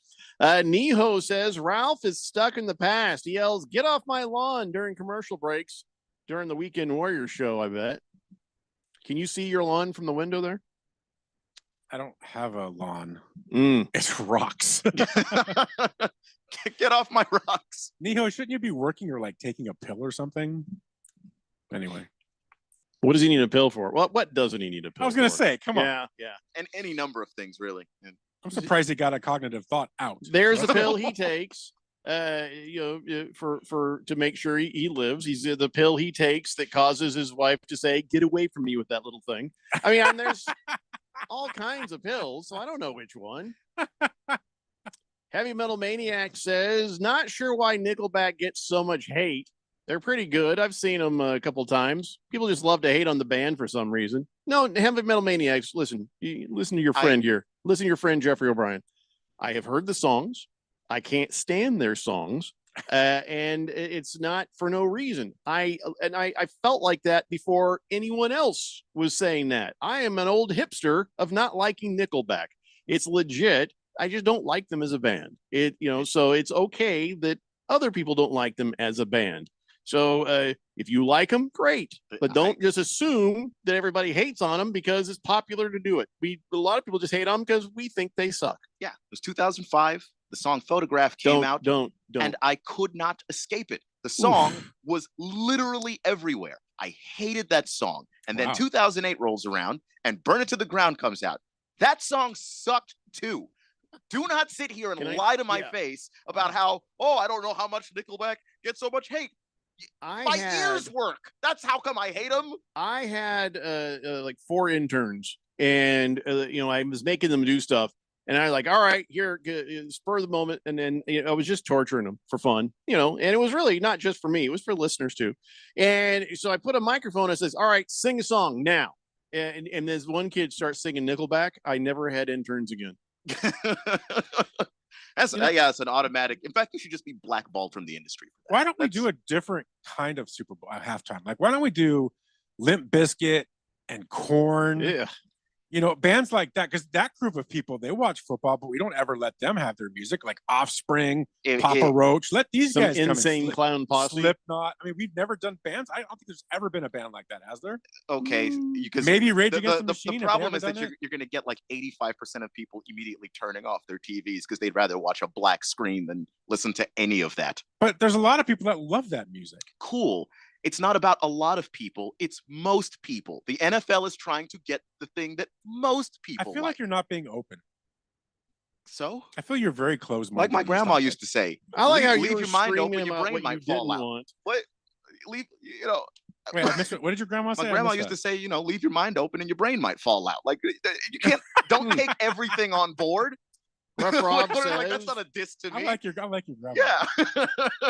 Rough Rob says he really didn't like the drumming of Dave. He would be here today. Rest in peace, Kurt. I have no idea what you were trying to say there.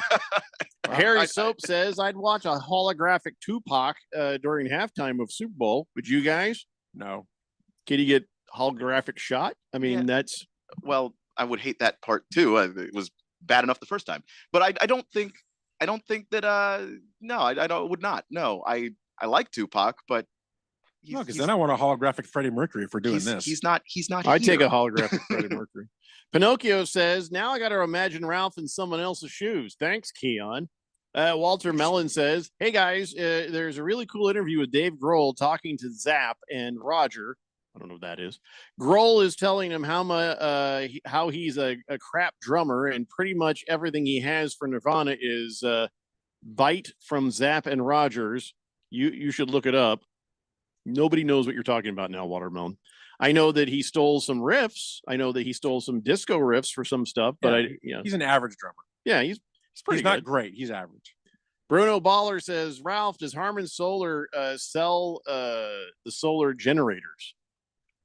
Do you mean solar batteries? No, he just Bruno Baller says generators. Solar generators. Can you give me an example of a solar generator? I know solar batteries, but give me a little more.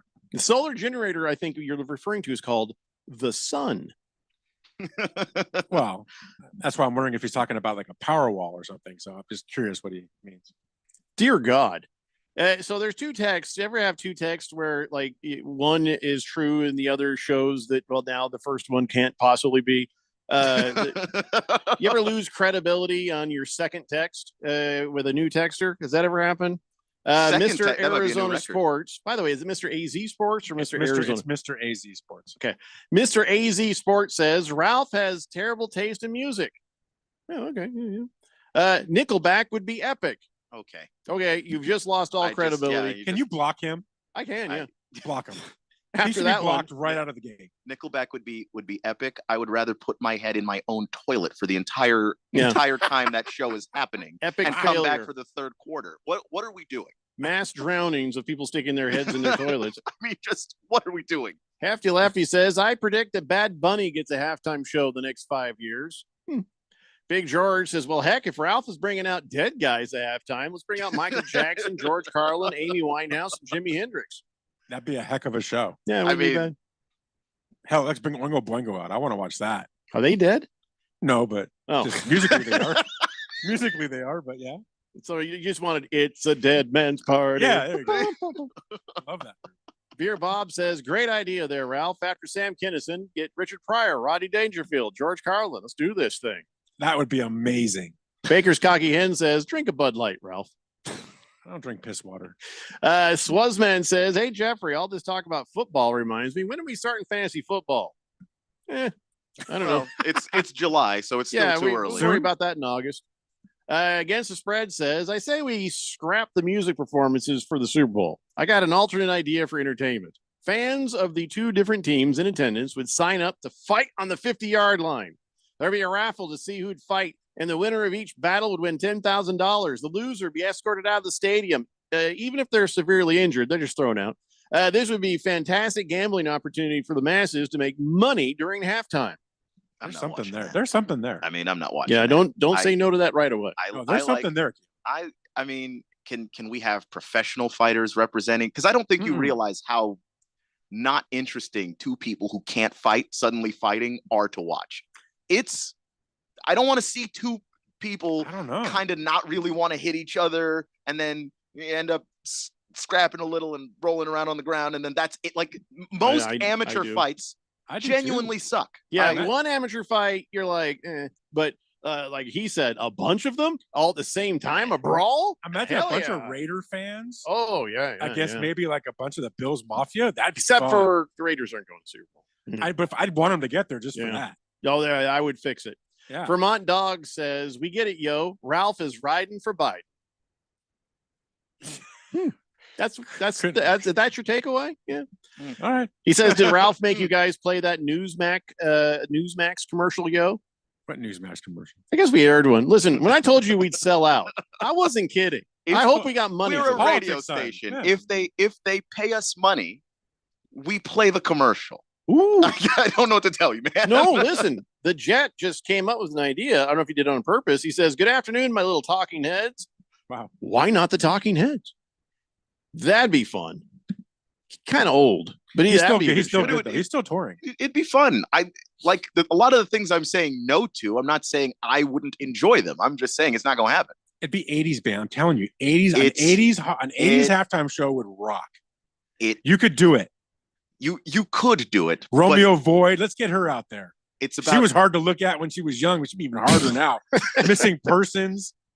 Well, we can't. They're missing. We can't find them. Let's see the 80s then, man. Silver Pop says Nickelback rocks. Block. Monkey Puncher says, "Can I be an intern at Money Radio?"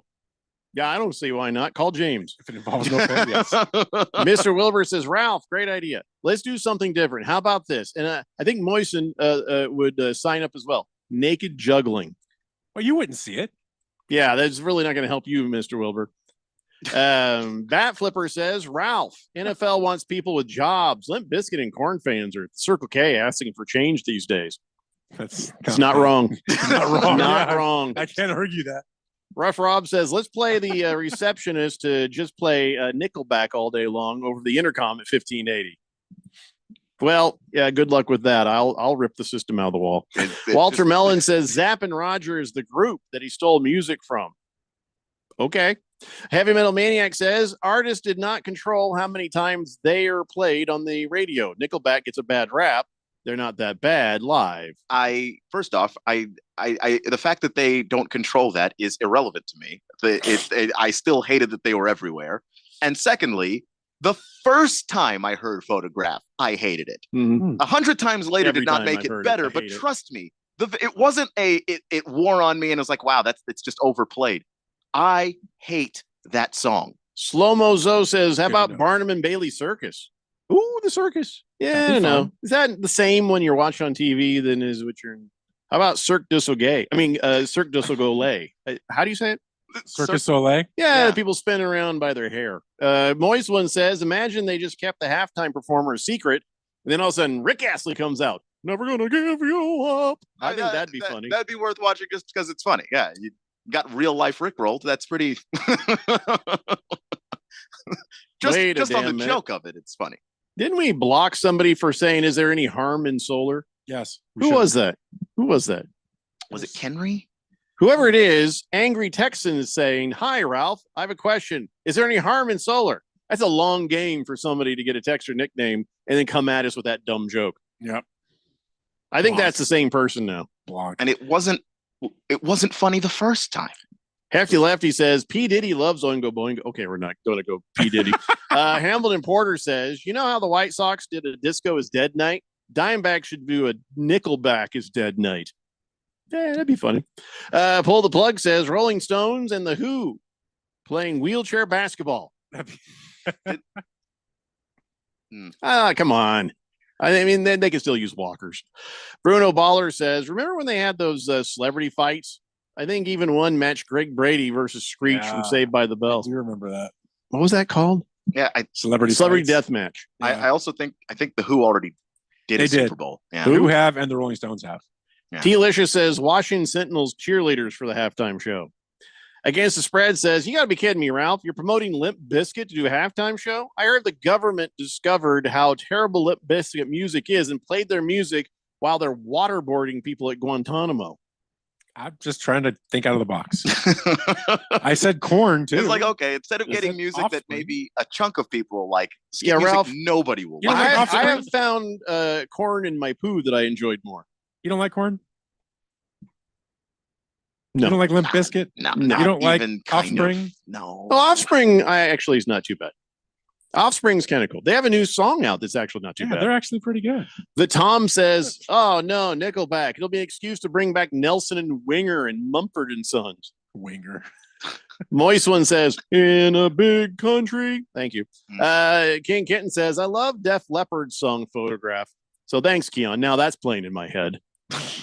Heavy Metal Maniac says, Def Leppard and Journey are coming out to Chase Field this summer. About a month.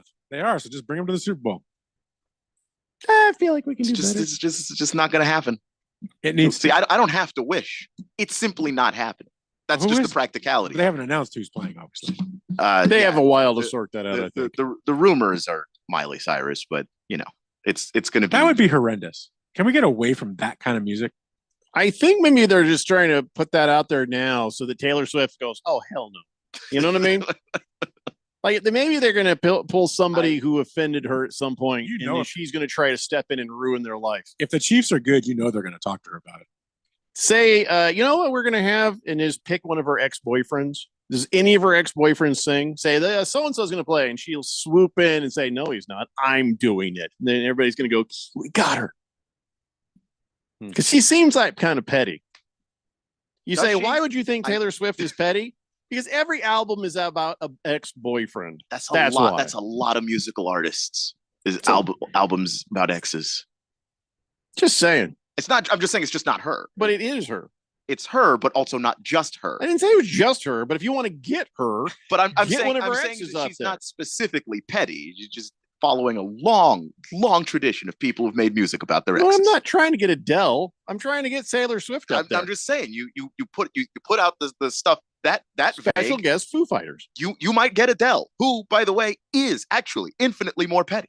Do you feel like we're watching this train wreck between her and Travis Kelce just getting ready to just explode? I don't know. Maybe it's the real thing. Or he calls her Tay or whatever he calls her. How long was her previous relationships in length? Don't care. I don't know. I know, but as soon as we get back into season here in 2 months, we're going to be hearing about it again. Sure. Was it a year? Have they been together a year? Because I don't know what her longevity is in relationships. Not quite, because it was like a middle of the season thing when it started. I'm thinking by now her cats have told her it's time for you to marry. Even if it's everywhere, I just don't care. Like if that's on, I guess I'm just not listening to this anymore. I don't. It's just not interesting. It was annoying. Two celebrities dating is just not interesting to me. It doesn't matter which two. I don't care. Beer Bob, you're right. John Mayer is one of her exes. So say, hey, we're thinking of having John Mayer do the Super Bowl, and she will swoop in and say, no, you ain't. And bam, you got your Taylor Swift Super Bowl. Good job, Beer Bob. Well done. It's a bad gamble because then you could end up with an actual John Mayer Super Bowl. What if she's not what you think she is? And she's just like, yeah, no, I've already let go of John Mayer. That's what the album was for. So no, I don't need to actually swoop in and do the Super Bowl. Now you've screwed around and given us a John Mayer Super Bowl. Congratulations. Thank you. My body is a wonderland. So maybe that's not the worst thing, you know? Okay. It's not just John Mayer. It's then you say, and also somebody else. Somebody. Yeah. Tiffany. just a random. Not Debbie Gibson? You're going to go Tiffany? Do Tiffany and Debbie Gibson. That'll be your Super Bowl. Because I don't know if you're not like, even. I wouldn't even watch that. Hey, Debbie Gibson, can you do the Super Bowl? Let me check my calendar. Yeah, I'm open. All right. We haven't told you what day the Super Bowl is. Doesn't matter. It's been open since '84. It's fine. It's one thing if John Mayer's the supporting act. It's like I can put up with that. But if John Mayer is the guy that I have to, no. I'm not saying he would be. I'm just saying his existence might be enough for her to say, "Oh hell no, we're taking that." Yeah, the thing is, if you screw around with it and she calls your bluff, she's just not interested in doing it. Now you've given yourself a John Mayer Super Bowl. Yeah, I can get out of anything. This has been a 40-minute conversation. It's been an hour conversation because we started this in the last hour. Yeah. And around this time last hour is when we started. It was one piece of paper and I was ready to move on. Burn that piece, aren't you? I swear to crap, we've had like 30 new and different texts about this very topic. Do not know what the fourth dimension is going to decide is an interesting thing to talk about. You can prepare all you want to. You could have 3 pages of notes on one story, and if the fourth dimension latches onto this is what we've got. All right, the embargo has begun. We're not talking anymore about the embargo. Randy White says Taylor Swift is a kraken. Oh, where the hell is he now? Where the hell are you now, Randy? What are you smoking? Where in the Last world we is checked, Randy somebody saw him in Connecticut. Before that, he was in Vegas climbing the fake Eiffel Tower. Where are you drunk now, Randy? Dropping the soap says, Jeffrey, you guys having Blender Football League this year? I haven't seen any emails yet. Yeah, it's July. It's July. What think we would? It's just what emails would you have in July? We don't even do the draft until most of training camp is done because everybody hates it when you do the draft and then somebody tears an ACL in camp and you're just like, I drafted that guy. Plus, we're still in negotiations. So no. On July 10th, you're not going to get an email about fantasy football. You might get an email about something. The Jet says, I seen Randy on 7th Street in Van Buren last night. No, that's just somebody who looks like Randy. Kyle G says, first off, secondly, you guys watch the halftime show? Heck, I barely watched the Super Bowl. So many ads. It's better watching the condensed game an hour after. No, you're high, Kyle G. I always will watch the game live. Yeah. And I'll watch the Super Bowl halftime show. Just, why not? I didn't say I'm not over by the nachos. I'm not over there, stuffing my face and not really paying that close attention. But I watched the whole thing in its entirety. Ain't nothing wrong with that. It's just more trips to the fridge for beer for me. Listen, we got to take a break. We come back. We are not talking this anymore. I'm not reading any texts about Super Bowl halftime show crap or Miley Cyrus or anything else.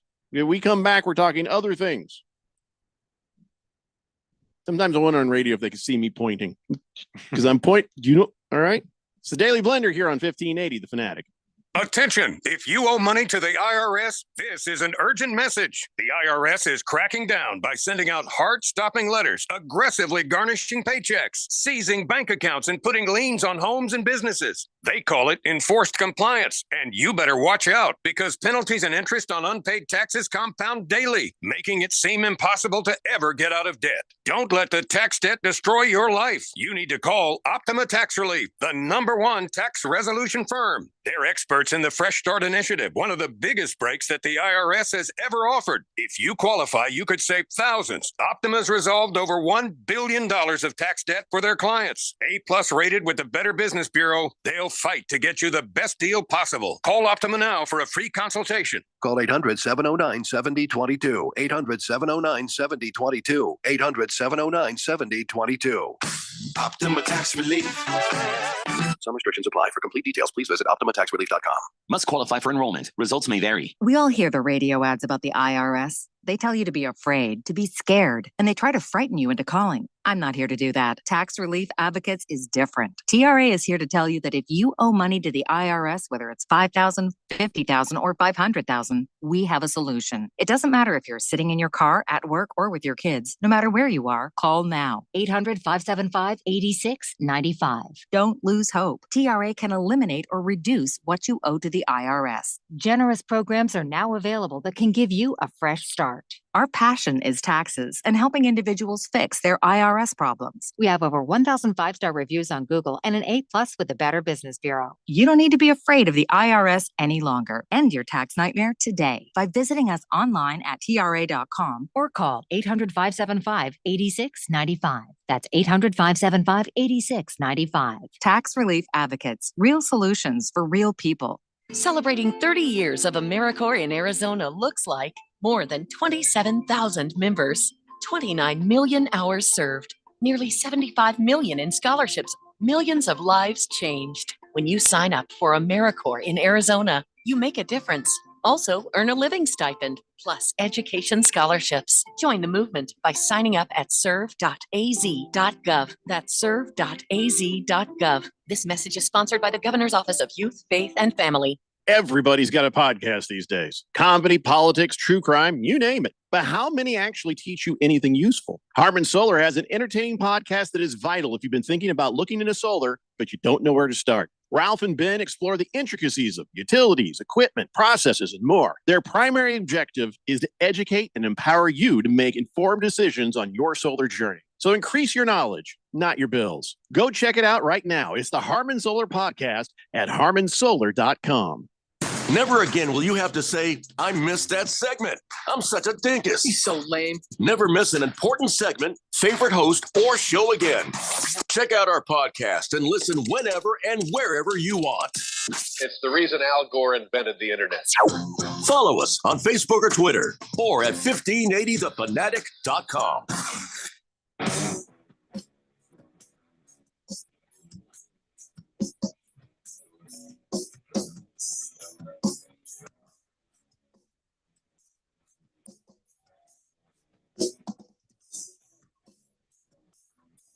Hey, Blender here on 1580 The Fanatic. Now, competitive eating is not a sport. We've made that very clear, but a lot of people, who enjoys watching it? It's just kind of disgusting. This is kind of gross to watch, isn't it? I like it a lot. In my house, it's a tradition. We watch it. I didn't even know it was televised. Yeah, every 4th of July. What channel is that on? It's on ESPN. Of course it is. Yeah, so that Nathan's hot dog contest. Now people are saying that somebody cheated. Not the guy who won the whole thing, but the 4th place guy. His name is Nick Weary, whatever. Okay, so Nick. And he's the husband of Mickey Sudo, who is actually, she won, the top score, the world record or whatever, 51 hot dogs for a woman. That's the record. So champion. He didn't do as well as as her or anybody else, but he was in 4th place for the men. And the number they gave him was 51 3/4 hot dogs. And as people say, no, he didn't. He cheated. That's right. He has been accused of a little sleight of hand there. Here's what happens when you do competitive eating. They come out and they give you a plate, and there's 5 hot dogs on it. And you put the plate there, and they give you another plate of 5 hot dogs. And so they're saying the guy next to him, he just kind of, when he wasn't looking, grabbed one of his plates and put it on his stack to boost his number up extra 5. Now he says I didn't cheat. What are you talking about? But so they got to go back and check the videos to see if that's what he did. But somebody says he 100% cheated. So I guess we'll see. But he's 4th place, so who cares, really? I mean, to me, it's just funny that you cheated and you were 4th place. Like, if you're gonna cheat, grab 3 plates. That's what I'm saying. Like, just go all the way in. Like, say what you want about Barry Bonds, but once he decided to cheat, he was hitting home runs across the ocean. If you're gonna cheat and you're 4th, you're both bad at the thing you're doing and cheating, which is worse somehow. So they had him at 46 3/4 hot dogs. Then he said, hey, we need a recount. And then they said, oh, I'm sorry, you had 51 3/4. And so people were like, well, of course he asked for a recount because you guys counted correctly, but he grabbed a spare plate just to kind of bump up his thing. And I don't know, again, if that helped him. Does he get money? Was there a prize for 4th place or something? Whatever the case, there's going to be an investigation. I think he just wanted to beat his wife. Everybody wants to beat their wife. Well, what I mean by is he wouldn't have, without that, he loses to his wife. With that, he beat her by 3/4 of a hot dog. You beat your wife. I beat my wife. Well, everybody wants to beat their wife. Yes, I do enjoy that. Me at Scrabble. I don't know what you guys play. Mine's physical. Me getting hit by her. Okay, well, that's fine. No, we're good. We're good now. That's backwards is how you said it. But anyway, there will be an investigation. You've met her. No, listen, I've met her. I know who's getting beat, and it ain't her. It ain't obvious. I'm not denying it. The only beating that Ralph does is, well, okay, I'm just going to leave that alone. Anyway, so yes, we'll keep you up to date on the thing. But here's the thing that I thought was, Nick, how do you say his name again? Weary? I think it's Weary.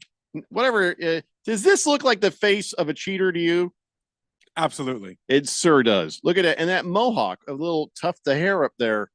I don't know what the hell is good. He doesn't look healthy. It's red, white, and blue. He eats food competitively for a living. Of course he doesn't look healthy. He's not healthy. Very pale. Looks like an English soccer fan. Nobody who does that is healthy.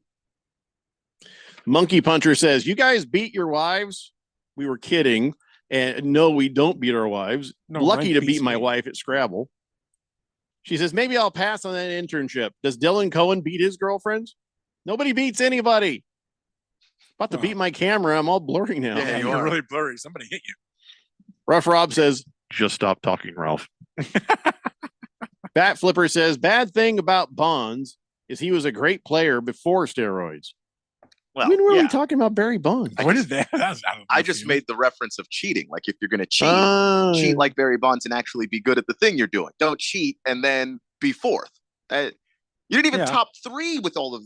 If he in fact he cheated, which I don't know. I don't care enough. But if he cheated, don't be 4th because then you're bad at cheating and the thing you're doing. He had to beat his wife. I'm telling you. Nondescript says, what a surprise. Ralph enjoys watching wieners getting eaten. Against the Spread says, I got some excellent gambling advice. All right, everybody, pay attention. St. Louis Cardinals have hit their stride since Mother's Day. At this moment, they are plus 450 to win the division. Keep that in mind that Vegas had them as the shortest odds to win the division before the season started, and they're closing in on the Milwaukee already. That value bet is worth the stretch. And by the way, forget that stupid commercial from earlier. Never buy Newsmax or any other stocks with a credit card. Anyone who does that has a Born to Lose tattoo on their chest backwards so they can read it in the mirror. All right. Good advice all the way around. So thank you. Against the spread. So plus 450 on St. Louis Cardinals to win the division. Everybody's writing it down. Good idea. 888-368-1580. Did you guys see the thing where these guys, it was a trading card, like a convention or something, and these guys came in and just stole like $2 million worth of cards. No, I did not hear about that. No. Yeah, Legacy Cards, I guess they had just got ripped off so big. So this happened at the Dallas Card Show, and it's one of the biggest card dealer events in the United States. And they did this thing where it was like a guy goes over and distracts the guy, and then other people start just grabbing crap, And there's video of this, and they just they knew what they're going for. It's very organized. But here's the thing: that you stole $2 million worth of cards. How are you? It's like art. How are you going to sell it? You have to sell it to somebody who just wants it, but they could never show it to anybody or ever sell it. That's the thing. Yeah. Same thing goes with stolen paintings. So I mean, how are you making money off of stealing these cards? I don't know either, especially if you've got $2 million worth, because if these cards start popping up anywhere, the person who bought it from you, maybe they don't know better, but at some point when these cards start popping up, it's going to be traced back to somebody. And if you have $2 million worth of cards and there's one guy and you can distract him and steal them, yeah, I feel like maybe you should have had another person working the booth. Yeah. A security person making sure that kind of thing didn't happen. It can't just be one guy. I mean, can't as in it can't if you want to be safe about this, which they weren't. It can't just be one guy with all of that. If the value is worth it to you, you should protect it like it's worth it to you. Hefty Lefty says they stole one Honus Wagner card. No, they stole a big old case full of stuff. I don't know exactly what was in that case. I don't even know if I said Honus. Is it Honus? Honus Wagner? I always see it written down, but I never. Honus Wagner. Is that Honus? I always thought it was Honus. What the hell kind of a name is Honus or Onus or any of that? Honus. I just know it's an expensive card. Well, I get that, but who's naming their kid Honus in any century? It just seems mean. Yeah, it is Honus. And I don't. Wait, let me see. Who is? It's short for Johann. Is it? That's what Hefty Lefty says. Huh. Or yeah, it's dumb. Anyway, 1874. So there's 368-1580. So it's an 1800s thing. Last Optimist says security was gone for the day when that happened. He said it was after the show closed. Thieves were posing as event staff. I don't care. Even when our remote broadcasts are over, I keep track of where stuff is, because you never know who's going to come along and help themselves to a case full of equipment. So, yeah, until you have it safely loaded in a vehicle and are driving away, they need security on that if it's $2 million worth. Because who's going to really have something to say about that? The insurance company. Yeah. Like, why weren't you protecting this stuff? And it's weird that security goes home before the booths are closed. That seems odd. Like, for that convention, that should be a change that they ought to make, is security stays until everyone's out. Ref Rob says, yeah, if he didn't have insurance, he's out of luck. Oh, boy. Big George says, I always thought his name was Anus Wagner. Why would you think that, George? Why is your mind there, Big George? I looked at his name. How Jeffrey said it seems plausible.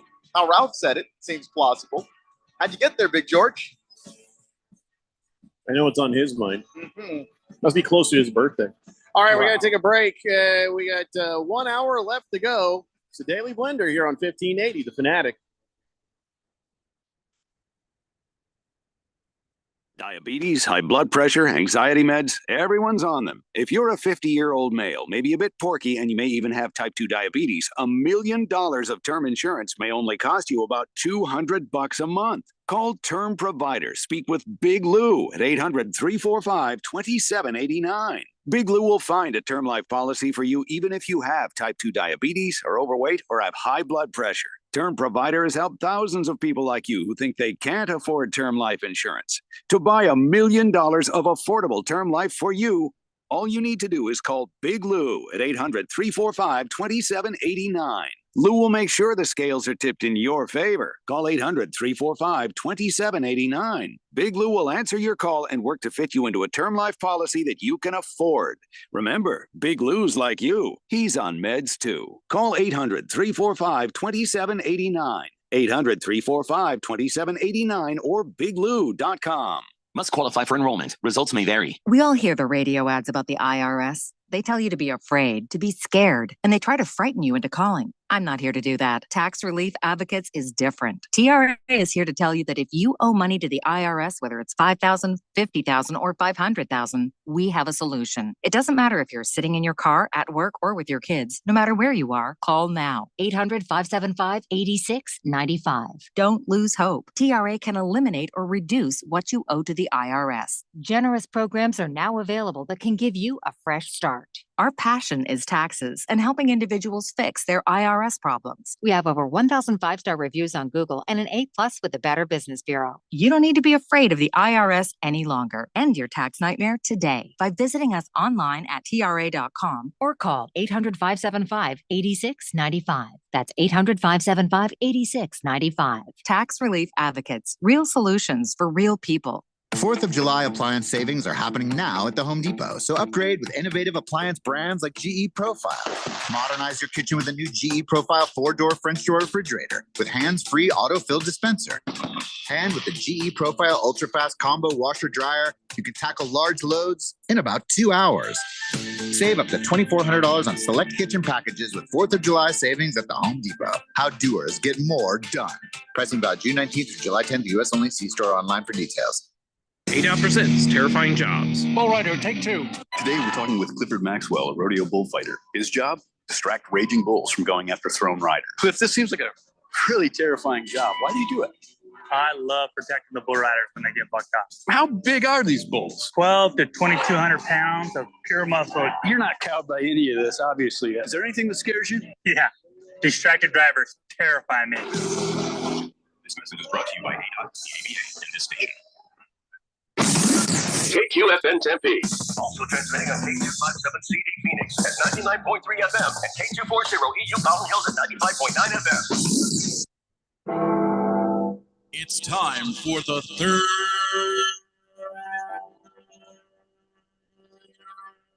hour. All right, people, settle down because it's time. Time for what? Showtime. When does it start? Right now. 3, 2, 1. Let's get on with the show. Let's do it.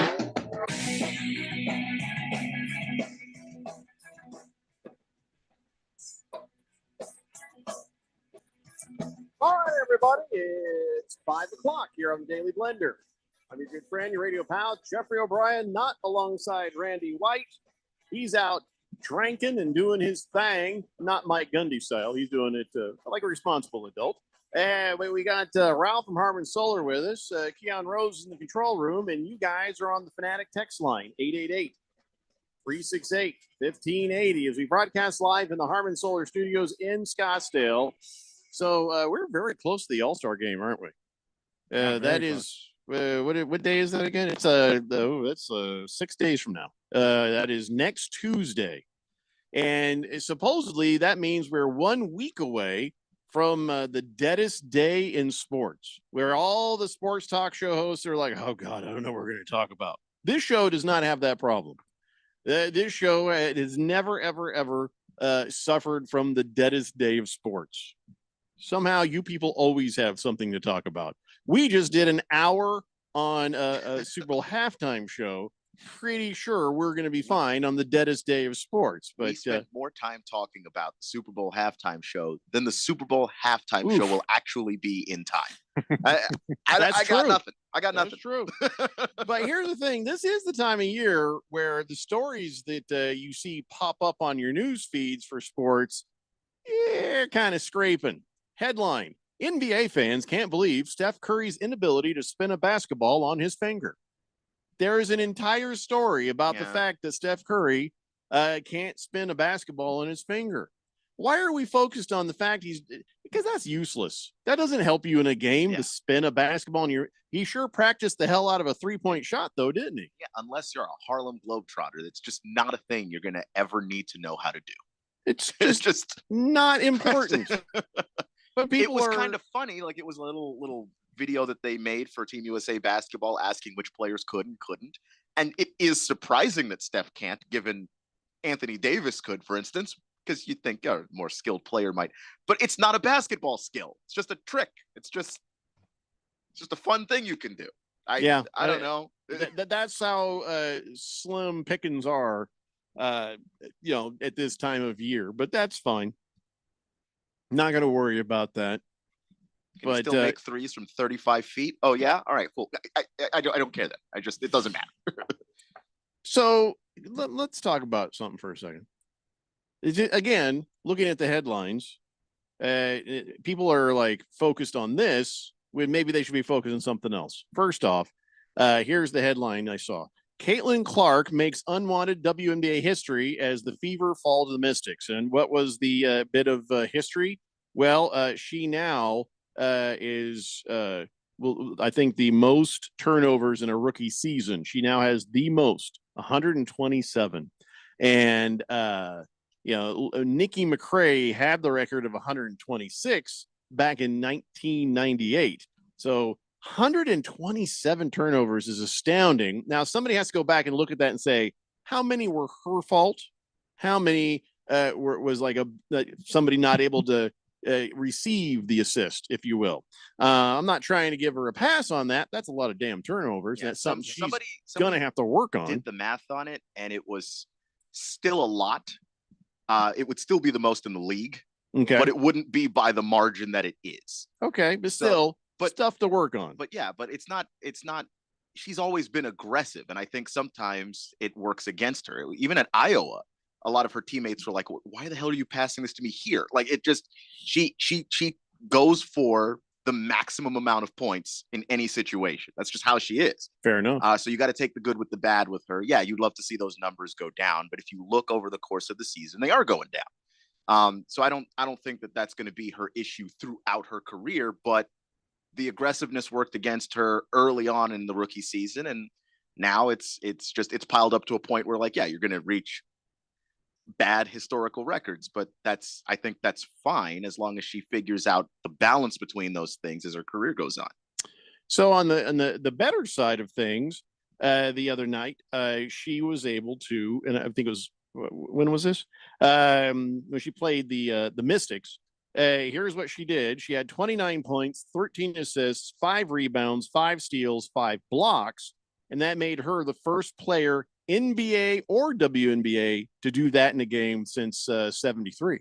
So, all right, she's got good points and bad points, but it's the fact that your headline was her, oh, look, she just broke the record for turnovers. And then over here is a very small little blurb. Oh, and Angel Reese just got another double-double. But she just has all the double-doubles now. She's got to be the rookie of the year, right?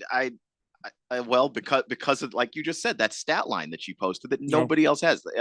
Ralph, I disagree. We've had this fight yesterday. You just hate Caitlin Clark. I have been. I actually have. Okay.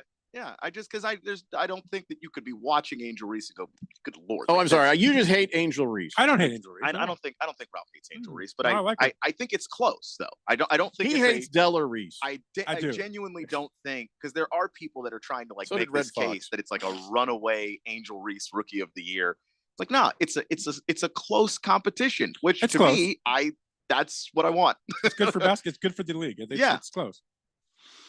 This is not good. I think we agree ultimately. Yeah. And I just it's the way they're playing so far this season. Wouldn't be mad if it went either way. Yeah, no, I agree.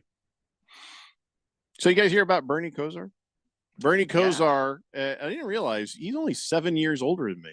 But he says he needs a liver transplant. Oh. I'm like, man, I'm Randy might need some more liver. I'm just going to hang in there in case he needs mine, in case he needs mine. And, or if you guys needed some. I don't think you need your floating liver. It's a well-used liver. It's floating. It's preserved, and you know how. Scotch. That's right. So, but Bernie Kosar, at first you're like, oh, geez, he needs a liver. Okay. And then they're saying he also is suffering from the early signs of Parkinson's. Holy crap, he's only 60. It's when it hits, though. Does it? Is that when it hits? My mom, it hit her in her mid-50s. Oh, wow. Mid to late 50s. I mean, the shakies or? Yeah, the shakies. That's when it started to happen. How long did she go with the shakies there? Before it got bad. I mean, it got bad within 10 years, and she lasted 20. So that's rough, man. That's a rough disease. I hate to see that he has that. Everybody says he's 60 and he just got it now. Yeah. Yeah, that sucks. Hefty Lefty says it's like a diesel engine. Jeffrey's liver is just broken in. Yeah. Very. You're probably half right on the broken in. I kind of feel bad for Bernie too, because he doesn't have all of the money you'd think, because his dad stole it. Ooh, made a bunch of bad investments, and then when he retired, he was like, "All right, Dad, what's but doesn't he have the NFL insurance? He probably has the NFL, retirees insurance. Yeah, but it would still be nice to have like that extra level of care where you're just, you don't necessarily feel like you have to worry about some of this stuff, and maybe. I don't, obviously with the Parkinson's, I don't know what the deal is there, but I know that with something like liver failure, there are things that you can do to find out beforehand before it gets really bad.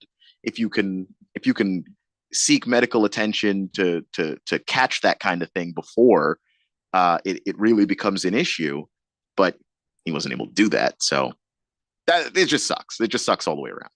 Number one Rattlers fan says Della Reese was not who Fred Sanford hated. It was his sister-in-law, Esther. No, I'm not even talking about that. I'm talking about that movie with Eddie Murphy, and Richard Pryor, where Della Reese and Red Fox were a couple, but they hated each other, fought all the time till it mattered, and then they showed their true love. It's a lot of Red sex Fox scene was something else. Wait, what? Maybe I just imagined that part.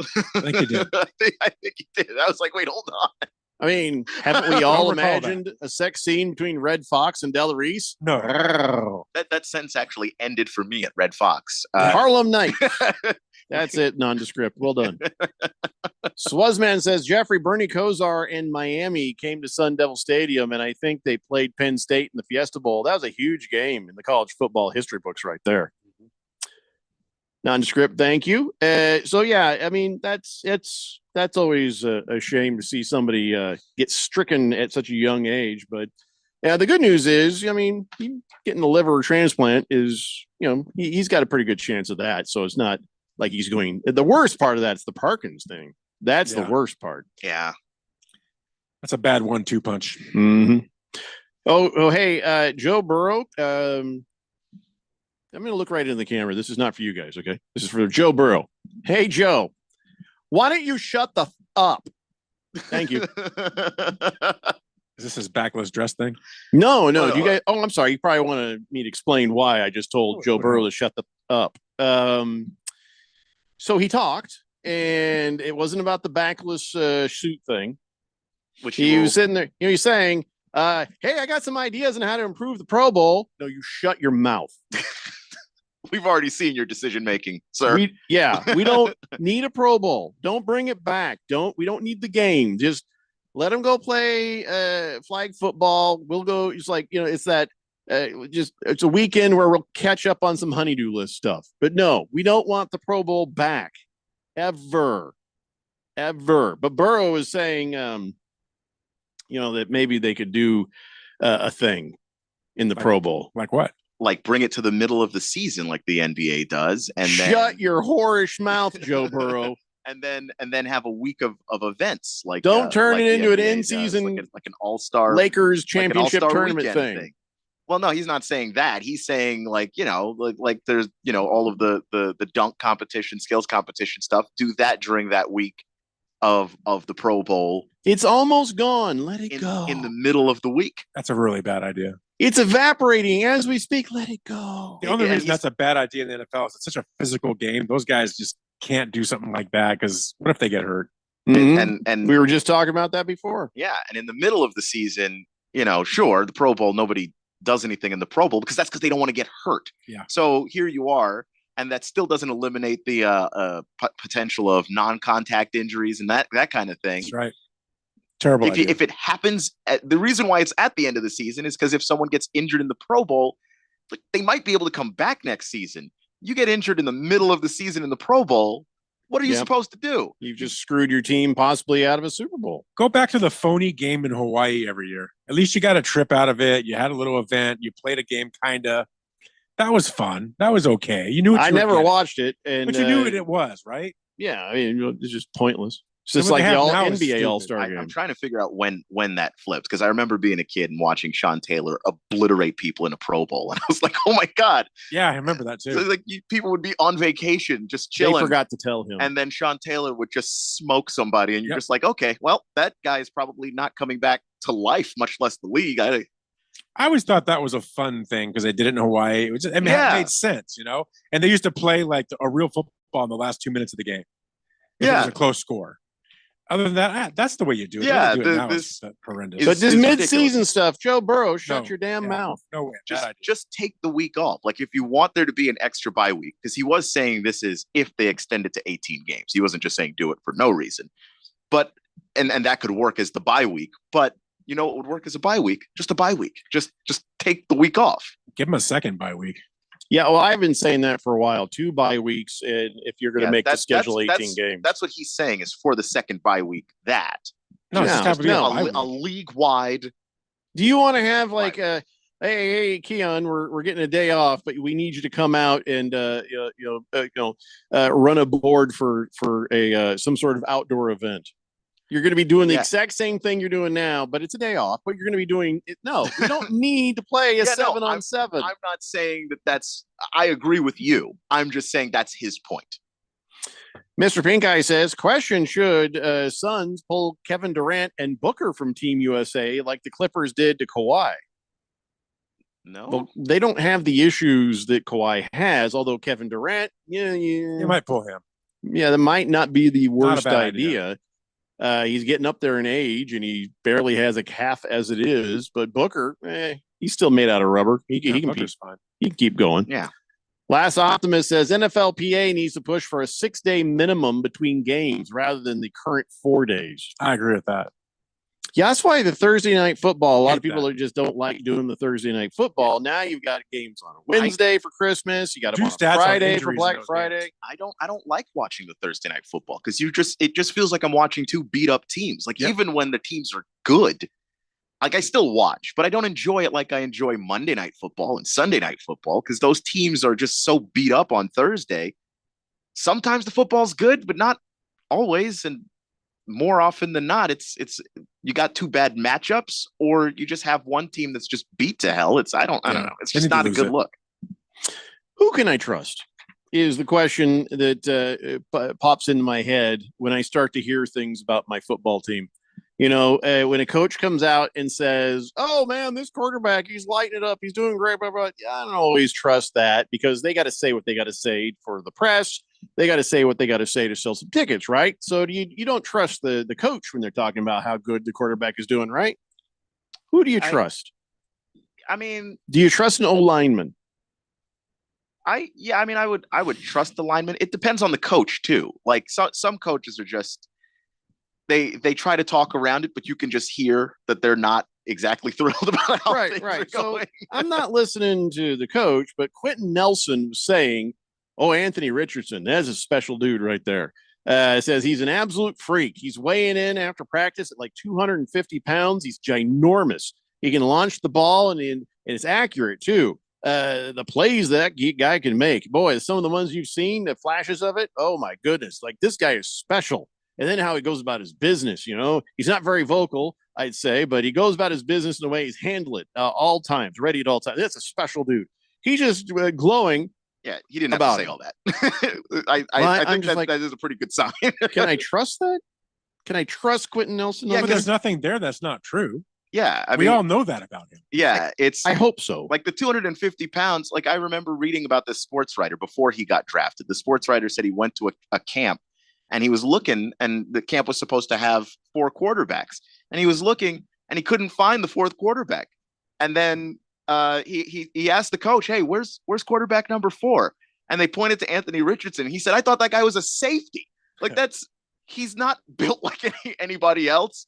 And he is a hard worker. And like, the reason why the Colts drafted him is because he does like to study film and get into the playbook and try to understand it. So like that seems to track with what we already know about. He's Anthony a project. Richardson. You knew that, though. Well, I knew he was a You project. knew you a project. I knew he needed to learn, but he went out so fast. I'm like, well, he didn't learn that part about not getting hurt. He had 4 games.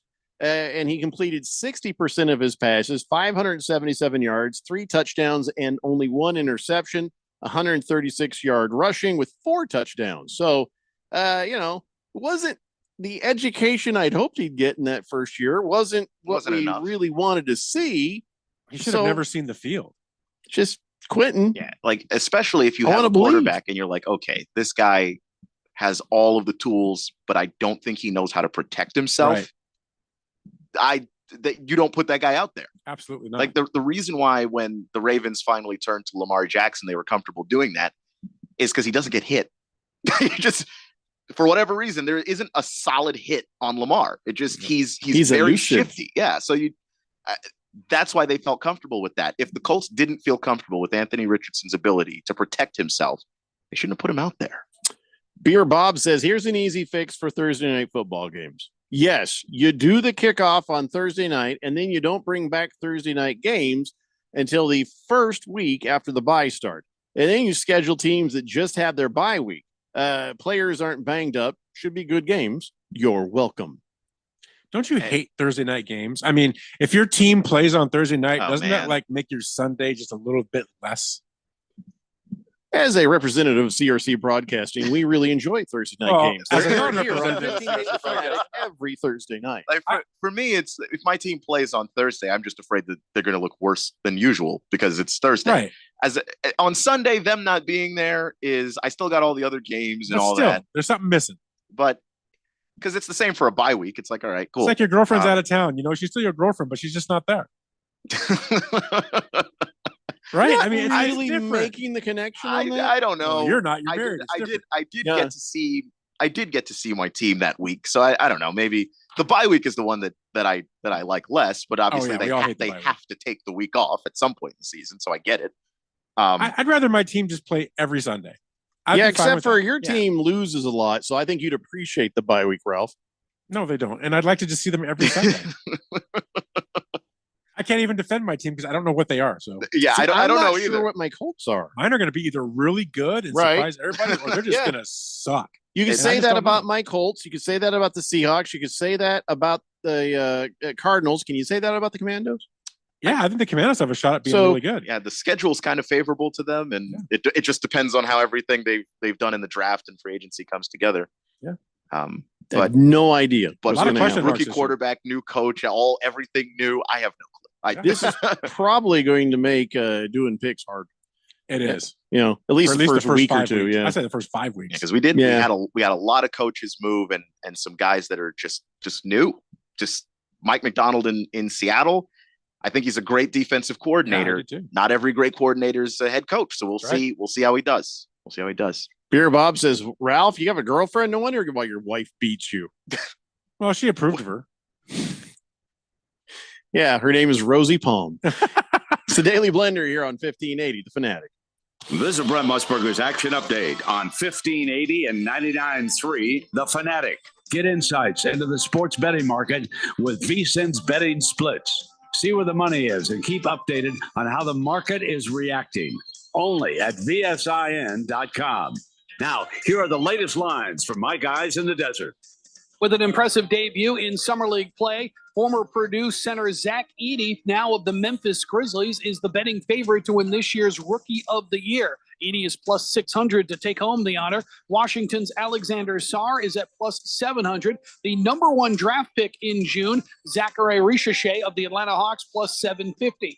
Reed Shepard of the Houston Rockets is at plus 1,000. Stephon Castle of the San Antonio Spurs, plus 1,100. The Las Vegas Summer League tournament begins this weekend. All 30 teams participating. I'm Tony Desiri with your VSiN Action Update on 1580 and 99.3 The Fanatic. Big news. A new Reuters study says Newsmax is one of the top news brands in America, and millions of Americans are turning off old media and tuning in to Newsmax. They're following Newsmax because they want real news. Now, Newsmax has just announced it plans to go public later this year. If you're eligible, you can become an owner of Newsmax by purchasing preferred shares. Find out more at newsmaxinvest.com to see your eligibility to participate. Go online and read Newsmax's memo. Forbes says Newsmax is a news powerhouse. Join the news revolution. Get Newsmax shares. You can even buy shares with a credit card. Go to newsmaxinvest.com to see your eligibility. Whenever making an investment decision, you should consult your attorney or financial advisor. And investors are responsible for conducting their own due diligence regarding investments and for all tax and other risks and obligations. So find out more at newsmaxinvest.com today. This radio commercial was made to convince you to stop speeding. We can't use siren sound effects on the radio, so we'll use other equally jarring sound effects to get your attention, like telling you that whether you drive a little over the speed limit or a lot, you can crash just the same. You could hurt yourself, or worse, others. I'm at the scene of the collision. And the damage you cause will be beyond repair. See? We didn't have to use crash or siren sounds after all. Speeding catches up with you. Brought to you by NHTSA. Stay ahead of the curve with your commute. ADOT's I-10 Broadway Curve Improvement Project is making great progress. That means better travel times, safer commutes, plus easier access to work, schools, retail, and Phoenix Sky Harbor International Airport. Want to stay informed about upcoming closures and construction traffic? Good news, you can get real-time updates on the app, available at i10broadwaycurve.com. This message is sponsored by the Arizona Department of Transportation. Hey guys, Jeffrey O'Brien here. Did you know Harman Solar has gone super high tech? There's an amazing tool at harmansolar.com that'll give you an instant ballpark solar estimate using satellites from space. You just type in a little information, and within seconds, you'll have an idea of just how little money it takes to save big on that monthly electric bill. I did it, and within seconds, they measured my roof and calculated my savings. It's very impressive. Go to harmansolar.com and give it a try yourself. That's harmansolar.com.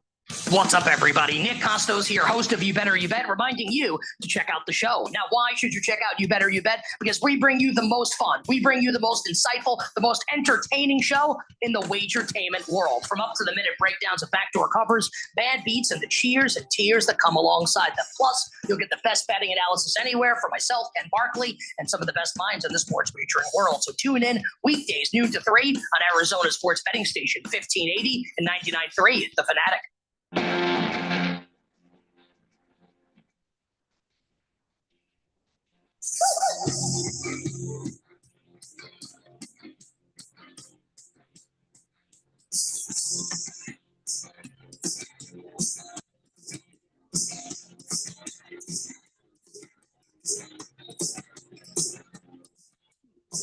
Today, Blender here on 1580, The Fanatic. So, I don't know what's going on at BYU. I don't know what's going on at BYU, but it seems to be a hotbed for drama. You know what I'm saying? It might be just a weird place to be. You know, that's where Zach Wilson came from, right? Was the BYU. Yep. And he went to the BYU, and he had a girlfriend, and her name was Abby Guile. And so they were going out there, and oh, that's my girlfriend. And then at some point, you know, she was like, she got upset, and she let it slip out that Zach Wilson was cheating on her with his mother's best friend. And then she deleted it because, you know, she's like, oh, crap, people are going to come after me. And it says, yeah, he's sleeping with his mom's best friend. That's a real homie hopper right there, because they said she was a homie hopper because she had shown up dating Zach Wilson's best friend. And that's how this whole thing got exposed about Zach Wilson chasing after the older ladies and stuff like that. So, but now I guess Zach Wilson's ex-girlfriend, Abby, just got engaged to Dax. Is it Milne? He plays for your Commandos. Hey, I know. Kind of. He's not like a great receiver. He doesn't never see the field, man, but he's there. Oh, he saw the field. A few plays. 13 games. Did you know he was in 13 games? Yeah. 9 receptions, 83 yards. Like I said, when I said he doesn't see the field, I don't mean ever. I just mean for the most part. If you see Dax Milne, you're like, who got hurt? He can run a route, not have to worry about the ball coming towards him. Pretty much. In fact, that's how he plays. He looks genuinely shocked that the ball came his way. And he didn't even play last season because he had a groin injury. Mm-hmm. So he's all right. He's more of a special teams guy. I mean, he's okay. Is him and Zach Wilson still friends? I'm not sure. They were bros. You know how bros are. They were once upon a time, but so this was a suspect situation because I guess Zach Wilson he announced his engagement to his new girlfriend. Which, by the way, dude has a type. She looks just like the old girlfriend. And then next thing you know, here comes Abigail and what's his name? Dax. And they're like, oh, we're getting married too. So, you know, I'm sure it'll last. Bunch of homie hoppers, as they call them. Do they? I've never heard that term. I've never heard it either. Evidently, that's a thing. Because that's what they were that's what they said. Because when Abby went from Zach Wilson to Dax Milne, they're like, hey, you're just nothing but a homie hopper. Went from one homie to the next. That's a hop. Anyway, so I've heard other words for that, but that wasn't one of them. Well, you just take the first 2 letters. Yeah, pretty much. Yeah, I was thinking about the league version of that. What's the league? Eskimo Brothers. That makes them Eskimo Brothers, but she's the homie hopper. Yikes. Oh. So, yeah. Just kind of weird. It's very anyway, weird. So what's really interesting is Abby might be toxic to football players because Zach Wilson has stunk to high heaven. Dax Milne stunk to high heaven. She's bad for the NFL. Is it possible that that's just them? Yeah, it's possible, but I like. But it also like, might be her. It's not like Abby Guile made it so that Zach Wilson wasn't that last name Guile. Never picked up a blitz in his life. Never changed his protection to protect himself. Held onto the football entirely too long. Didn't see wide open receivers. I think that's Zach Wilson. Clearly her fault. She was in his head. Yeah. And Dax Milne can't separate from anybody. He separated from Zach and took that gal. So. And that's the last time it's ever happened. Wow. Brunswick guy says, homie hopper is not a hip word kids are using, Jeffrey. Just like Randy's ridic. My kids started using that term in school and got sent to the principal's office. Ridic? Like ridiculous. Oh. Randy claims that this is what all the kids are saying. No, despite the fact that many people have texted into the show to say that none of their kids are saying it. 0% of kids are probably just his grandkids because he's making them say it. He's making them, yeah. He said it first, and then they copied him, that's just Randy. Which is not the kids saying it. It's just Randy, you're just your kids. Berg says, afternoon, guys. Zach Wilson, go mustard. What do you go mustard? Yeah, Berg's been doing I don't know if it's a bit. I don't know. He's just been he's been forced to like somebody's kidnapped his family. Did he lose a bet? I have no idea. But he's been bringing it up on the social media a lot lately. I've seen it. Go mustard. I'm genuine because he must have lost a bet. Berg hates mustard. Angry said so Texan many times. Says, I don't know if I trust those satellites from space. They might be operated by them Chinese commies. No, not the Harmon Solar satellites. Those are American. That most satellites launched from America. They're American. Yeah. Yeah, and the Harmon Solar satellites, since they are American, you might want to get to them quick. Because probably a good idea. Yeah. Anyway, what were we talking about? Oh yeah, football. So I'm sorry, not Zach. James Conner. James Conner had an odd sentence come out of his mouth. There was the Cardinals. So you got some guys have come and some guys have gone, and you got some new faces and some old faces. And Connor's like, yeah, we cleansed the roster. We cleansed the roster of people who didn't put the team first. Well, what are you going to do for a quarterback? Oh, thanks.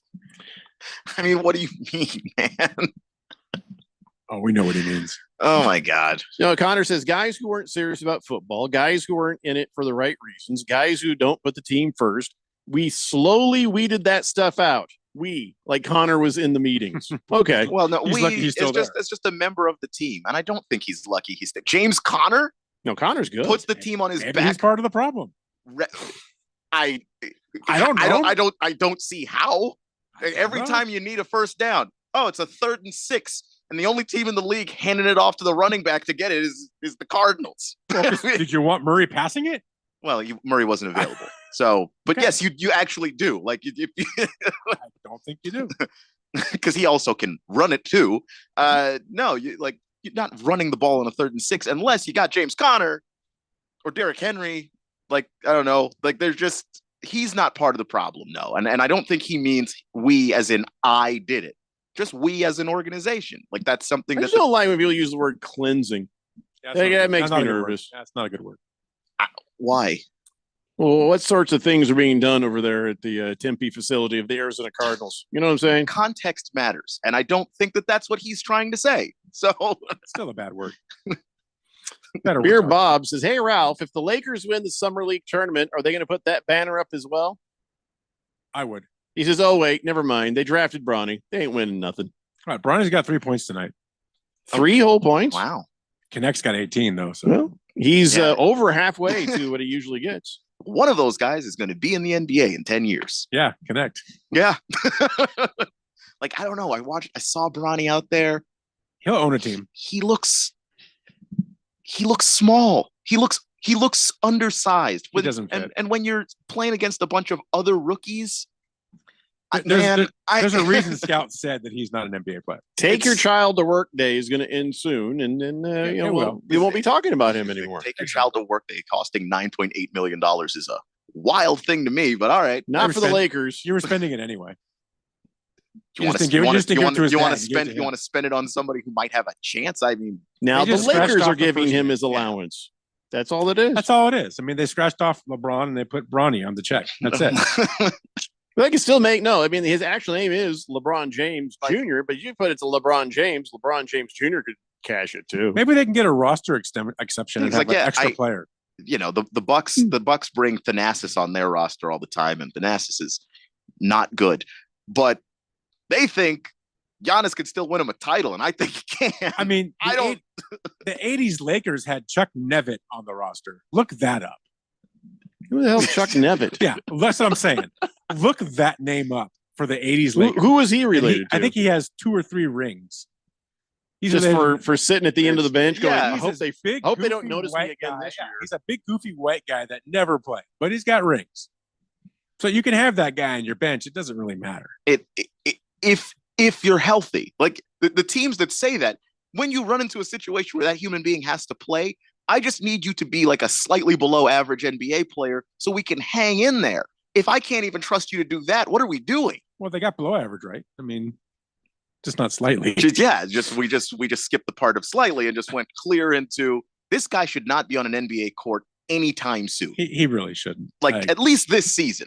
I'm not arguing with you. I agree with you. Honestly, if I'm the Lakers, I don't even send him to summer league anymore. I send him to the weight room and lock him in there and take the key with me. Can you do that? With a bunch of protein shakes. I mean, it's get bigger, man. So it's all fun and games until it's your team, Keon. Here's a sentence for you that you have to wrap your brain around. Zach Ertz using experience with Cliff Kingsbury to help Commanders learn offense. What else are they supposed to do? I don't understand. Just the fact that you have Zach Ertz. I don't mind. You have Cliff Kingsbury. I do mind that a lot. I mind that the part of the sense that bothers me is Cliff. Having a guy from another system or a guy that played with the offensive coordinator before come in. It didn't work. Okay, but Zach Ertz still has been in the league has a lot of experience. They drafted a tight end who I think can learn a lot from somebody who's played as long as Zach. That dude should retired. The Zach Ertz part of this is Zach's not going to play a lot. Ben Sinnott is the guy that. Yeah, Cliff Kingsbury, yeah, man. For the Commandos. What are we all going to say if the Commandos have a great offense this year and win a Super Bowl? I am sitting there praying. If that happens, do you point the finger at Murray and say no? It was him? It's that Cliff should never have been a head coach, Mister. I bring orange slices to the practices. No. Oh, I get it. Yeah, they I suck. Like orange slices. He's just not a head coach. But he was an offensive coordinator with the title of head coach. That's a problem. When you get the title of head coach, it's the whole thing. But you think the offense could have worked? Yeah, but even if you have the title of head coach, but you're just the offensive coordinator, the fact is everybody's still reporting to you. I'm just hoping if you get to lock in on the job and you're focusing on just that and nothing else. I don't need Cliff Kingsbury trying to use any of the other brain cells he may or may not have. I don't know. Just focus on the offense and nothing else. If that offense works this year, I'm just saying people are going to start pointing their finger at Kyler. They might. I don't know that that's necessary. And the Cardinals head off. I don't know that that's necessarily fair. I mean, imagine if he's successful and Jaden Daniels just had a breakout year his rookie year. They're going to be looking going, why couldn't Kyler do this? Because he's 5.5 feet tall. Exactly. But also Cliff Kingsbury as the head coach. He did make some dumb decisions. Many dumb decisions. Well, he's an idiot. I mean, we all agree with that. But. Berg says Chuck Nevitt, his mustache was famous. Yeah, it was. Thundar the San Barbarian says, I don't know how widespread, but I teach high school here in California near Fresno, and I can confirm that I've heard high school students say "redick." Not every day, not a lot, but I've heard my students drop it into conversation here and there. I told them they got to be tripping if they think that sounds cool, yo, but then they just call me a boomer. It shows you how dumb kids are today because they don't even understand the difference between Gen X and boomers. Civilization's going to pieces. Well, that's not the proof of that particular thing. Because think back to when you were a kid. There were the other kids you knew, and then everyone older than 20 was just old. That's you now. Yeah, It really hurts. Did you know how much it hurt my feelings? It was like 7 years ago. I interviewed a high school kid, and he said, thank you so much, sir. And I was like, don't sir me. I am in my mid-20s. Don't do this. We're not, come on. Mid-20s, wow. Now I'm in my mid-30s. It's just worse now. I had somebody tell me I was middle-aged when I was 25. Oh, no. Like, what the hell? That's just mean. Like, if I drop dead tomorrow, she was right. But right at the time, I'm like, how old do you think I am? Yeah, that's bad. But yeah, a 16-year-old thinks that everybody older than like 19 is a million years old. That's when I was 16 in new classes, they thought I was the teacher. Okay. Oh, you had that. I had the big stash and stuff. Yeah. Every high school has that kid that's just like, you just look like an adult for no reason. Yeah. Where did they find you? That was not good. I was gambling in Vegas at 17. Because you could just walk in there. Yeah. They asked, we're just not going to card him. That looks like a card me. Hey, Ralph, can you get us some beer? Yeah. Can you do some beer? You were that guy too. I can. All right, we're going to take a break. We come back. We've got On This Date in big Georgia sports history and whatever's left of the Daily Blender. That's what's going on. 1580, The Fanatic. Get in zone, AutoZone. Welcome to AutoZone. What are you working on today? My car really needs a wash. The $20 McGuire's bundle includes Gold Class Car Wash for a showroom shine. Get in zone. And what about my tires? Just spray the included Hot Shine tire coating and you're all set. Get in zone. The inside is not great. No problem. The quick interior detailer in the bundle can help with that too. Get in zone, AutoZone. Restrictions apply. The Arizona primary election is on July 30th, 2024. Voting locations are open on Election Day from 6 a.m. to 7 p.m.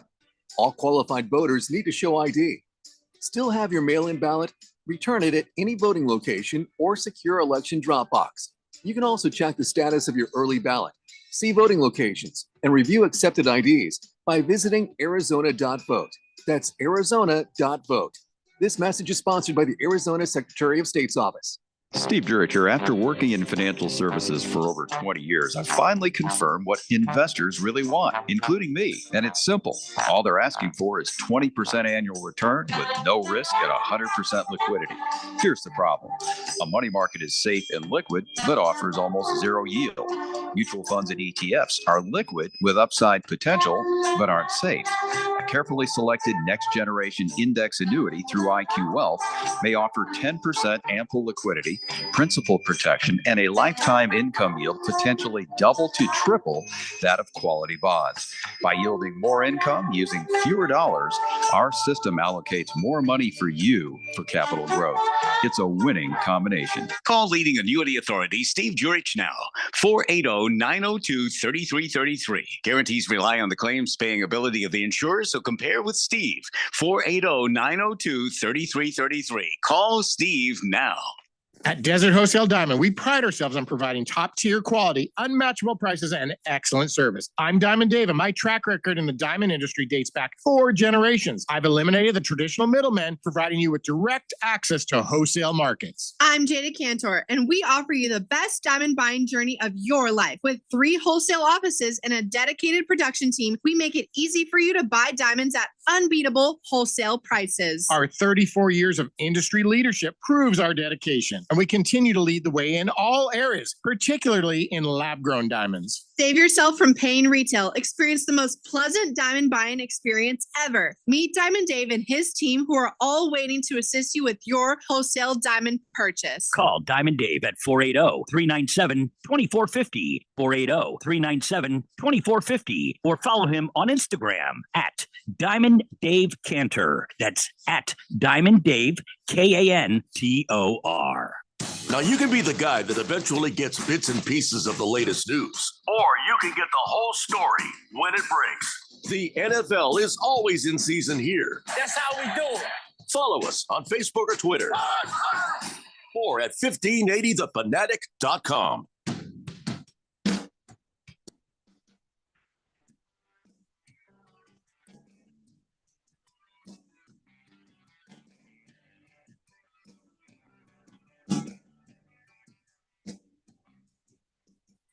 Today, Blender here on 1580, the Fanatic. So looking at the weather here, it's 115 degrees today. And it's pretty weird if I could go 115. No, it wasn't that bad. That means it's been hot. It's been very hot lately. It's been way too hot. 115 degrees. I don't know what it's going to be tomorrow. Also, on my phone, I saw this video at like a Big 12 event, right? And a bunch of, you know, they do the things, we got all the mascots together, which I'm just like, well, that's just dumb. They, you know, they do stupid crap together. And they stole the, I guess, is that Wilbur? Is that the name of the cat that they have? Whatever. The stupid Arizona cat, they stole his hat and he was running around trying to get it back. And I'm just like, his name's Wilbur. Well, I think their mascot. I don't know. That's why we have a guy named Wilbur, because he's a Arizona fan. Oh, I didn't know that. Yeah. I didn't know that either. And I was just like, well, why didn't you just throw that thing out into the freeway? If you have the hat, throw it into the freeway. And then the cat runs out. And then, you know, that's the best outcome. I guess. I don't know. I always assumed that stuff was just for Sparky kids. Wouldn't do that. You couldn't take his pitchfork for sure. Sparky. Why do mascots have stupid names? Sparky. That actually is a good nickname of our little Sun Devil guy, Sparky. It's like Tommy Trojan. That's going nowhere good. Yeah, Tommy Trojan. Well, that dude. There's a lot of bad things there. Yeah, that you play on words on that is great, but Sparky makes sense. But he has beat the crap out of the Arizona mascot. Wilbur. Like they were playing around like, hey, let's have a fist. He punched him so hard it turned his head around. And I guess the Arizona guy in the mascot suit didn't realize the other guy wasn't playing. Yeah, that was actually one of my favorite moments. Ralph Has Crabs says Ralph probably looked like those cops on 21 Jump Street when he was in high school. Clearly an adult creeping on high school girls under 18 for some intel, but secretly he wants to hook up with Stacy, the cheerleader. You creep. I kind of did look like that, but I was young. What do you want me to do? Yeah, you can't be a creep if you're actually the age that. Listen, just because you look older doesn't mean you can't be a creep because you look older. You have to actually be older. Listen, look at Ralph. You could be a creep at any age. Just because I started teaching a class one time, that means nothing. Which I did. You're not really helping the case. I tried but to. I mean, you go with it. If you look older when you're young, you just go with it. There's good and bad. Instead of you, it was the girls. Don't stand so close to me. That was a great song. I heard that the other day. And I was just like, when I was a kid, I was like, great album. What the hell's wrong with this guy? You know? And then I was like, oh, I was right. Yeah. Sting's a creep, I guess. You know, where they came up with that song. It's a good album. Didn't he teach school? Did he? Tantric things. Yeah, the whole thing about tantric sex. Wow. Okay, that is just a box I was not ready to open today. Well, anytime you hear Sting from the Police, the first thing I think is, dude likes the tantric sex. And I don't think that when I think Sting, but I usually think of a song. Yeah. Well, no, it always creeps into your mind. No, because it really doesn't. Once they tell you about it, now it's like, oh, yeah, that guy likes to really take his time with some things. You know? And I'm just thinking, it's like ruining this for me. Anytime you even try to do that, she's going to say, hey, I got stuff to do. You know? He's like, we're going to need to be here for like 8 or 9 hours. You can, I'll check in on you. You know? I just, I don't know. I guess that's, I mean, I'm easily bored. You know, I don't know what you get out of that, to be honest. I feel like if you don't already know, there's no one who can explain it to you. I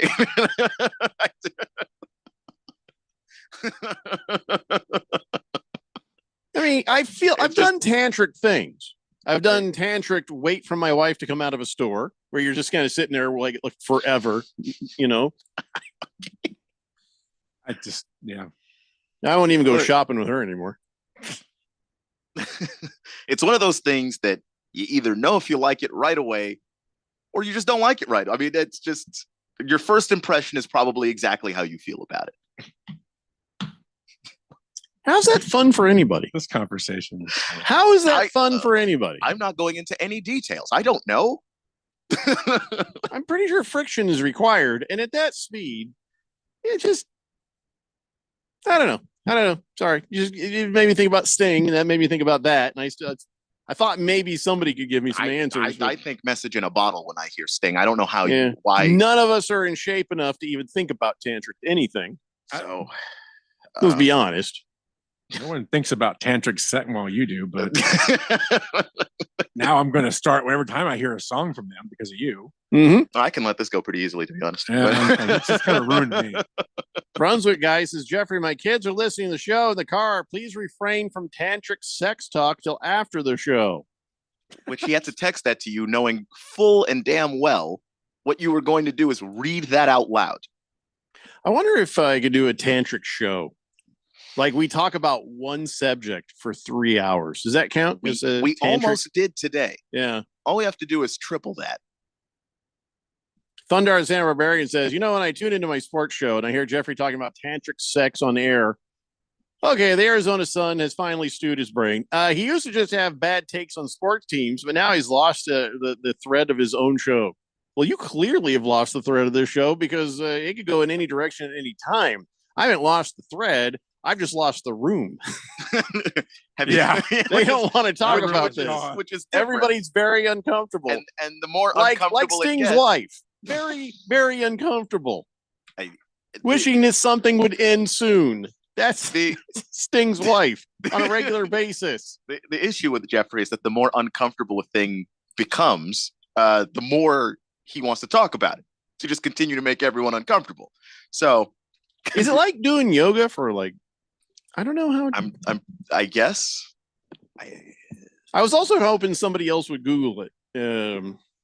Oh yeah, me at the work computer. I was I wouldn't have it on my search. Yeah, hello. I like working here. I will not be Googling tantric sex on the work computer. No, thank you. You can blame it on Cameron. It's fine. I like, genuinely can't because he doesn't use this except for on Saturdays, and it tells you when it was Googled. Is it like sexing somebody up like a sloth, like really slow? I just wish. Or is it just a whole lot of no moving? The kids call it soaking. I don't know if I do not. That like that's a the Mormon kids call it soaking. That's a whole BYU not thing. That's not a larger. I'm gonna have to go down to the library and use their computer then. I have no idea what I'm talking about. Yeah, and go look up soaking assistant. I'm not doing that at this particular point in the conversation. I wish both this conversation and potentially my life would just end, and it just keeps. Monkey Puncher says, I'm an expert in tantric sex. You can pass that information on to Dylan Cohen. You knew that was coming. Maybe he doesn't like that, though, Monkey Puncher. Then what? I think we should do this. Ladies and gentlemen, it's time now for On This Date in Big George's sports history.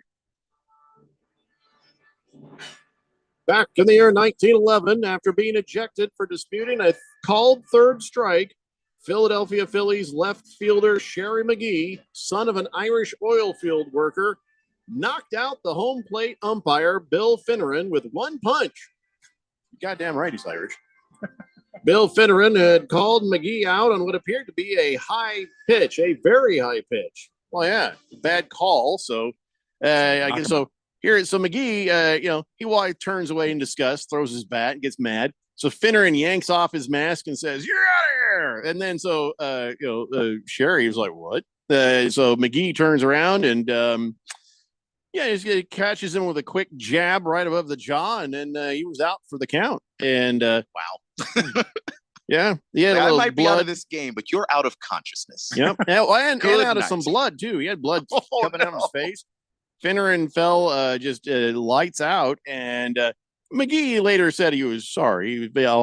I regret there. I regret that I got suspended for 36 games. But actually, it was supposed to be for the rest of the season. But then the National League was like, come on back, crazy Irishman. Crazy Irishman. So, 1911.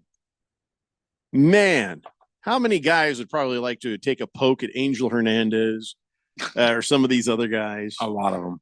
Angel Hernandez, fortunately for him, born in this time period. His superlative would have been most punched, most likely to get punched. I agree. He would have had the first case of CTE.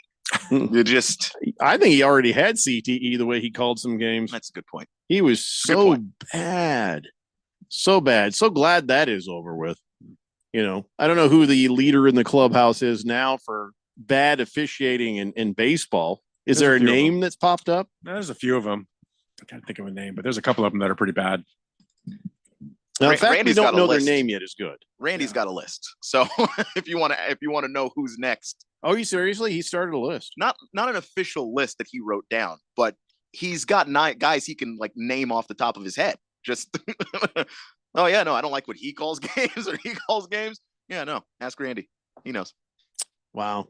Well, I'm sure the new guy, the next names will start to pop up, and again, the call for robot umpire is probably still being very loud in baseball, and I wonder if that's why they gacked out old Angel Hernandez. Maybe they just wanted to see if that would quiet down the call for the robot umpires. Yeah, I don't think it will, because there's a good another 5-6 guys that are really horrible. So. No. How long do you think till we get them? The actual robot strike callers? 2 years. I don't know why it's always got to take time. I think it only has to take time because we need to get the commissioner out of the way. He's the problem. He doesn't want out of the way. Is he leaving? Yeah. Well, he's not leaving until 28. But he's dragging his feet on it. That's because 4 years from now. They're trying to get him out earlier. He doesn't want it, but a good chunk of the owners do. So why does he not want it? Is he expense or something? Oh, I mean, it's Rob Manfred. Who knows what's going on in his brain? I could have something going on with the umpire. Rob Manfred was like, "Hey, in extra innings, let's put a ghost runner on second." Why? Nobody knows. I don't know what Rob Manfred is thinking. I don't think Rob knows. He's so many shots of whiskey deep at this point in the day. I don't think he's got a clue. He's thinking he's driven home like that 1,000 times. He's got it the under Mike control. Gundy of commissioners. Yeah. Why not? All right. Well, I think we've learned a lot today. I think we learned that we haven't learned anything today. I tried to teach you something about tantric sex, but it made everybody very uncomfortable. You don't know about it. Well, I was trying to teach all of us by getting somebody else to look it up, but nobody did it. It's just I'm a little disappointed. Nobody on the text line came through. That's who I'm the most shocked about. Because nobody in this group of people is putting any of that in their search history at all. You know, Moist One could not have been listening because that would have been his moment right there. He'd be like, I've been training for this my entire life. No, you missed it. Too late. See you guys tomorrow at 3 p.m. It's the Daily Blender.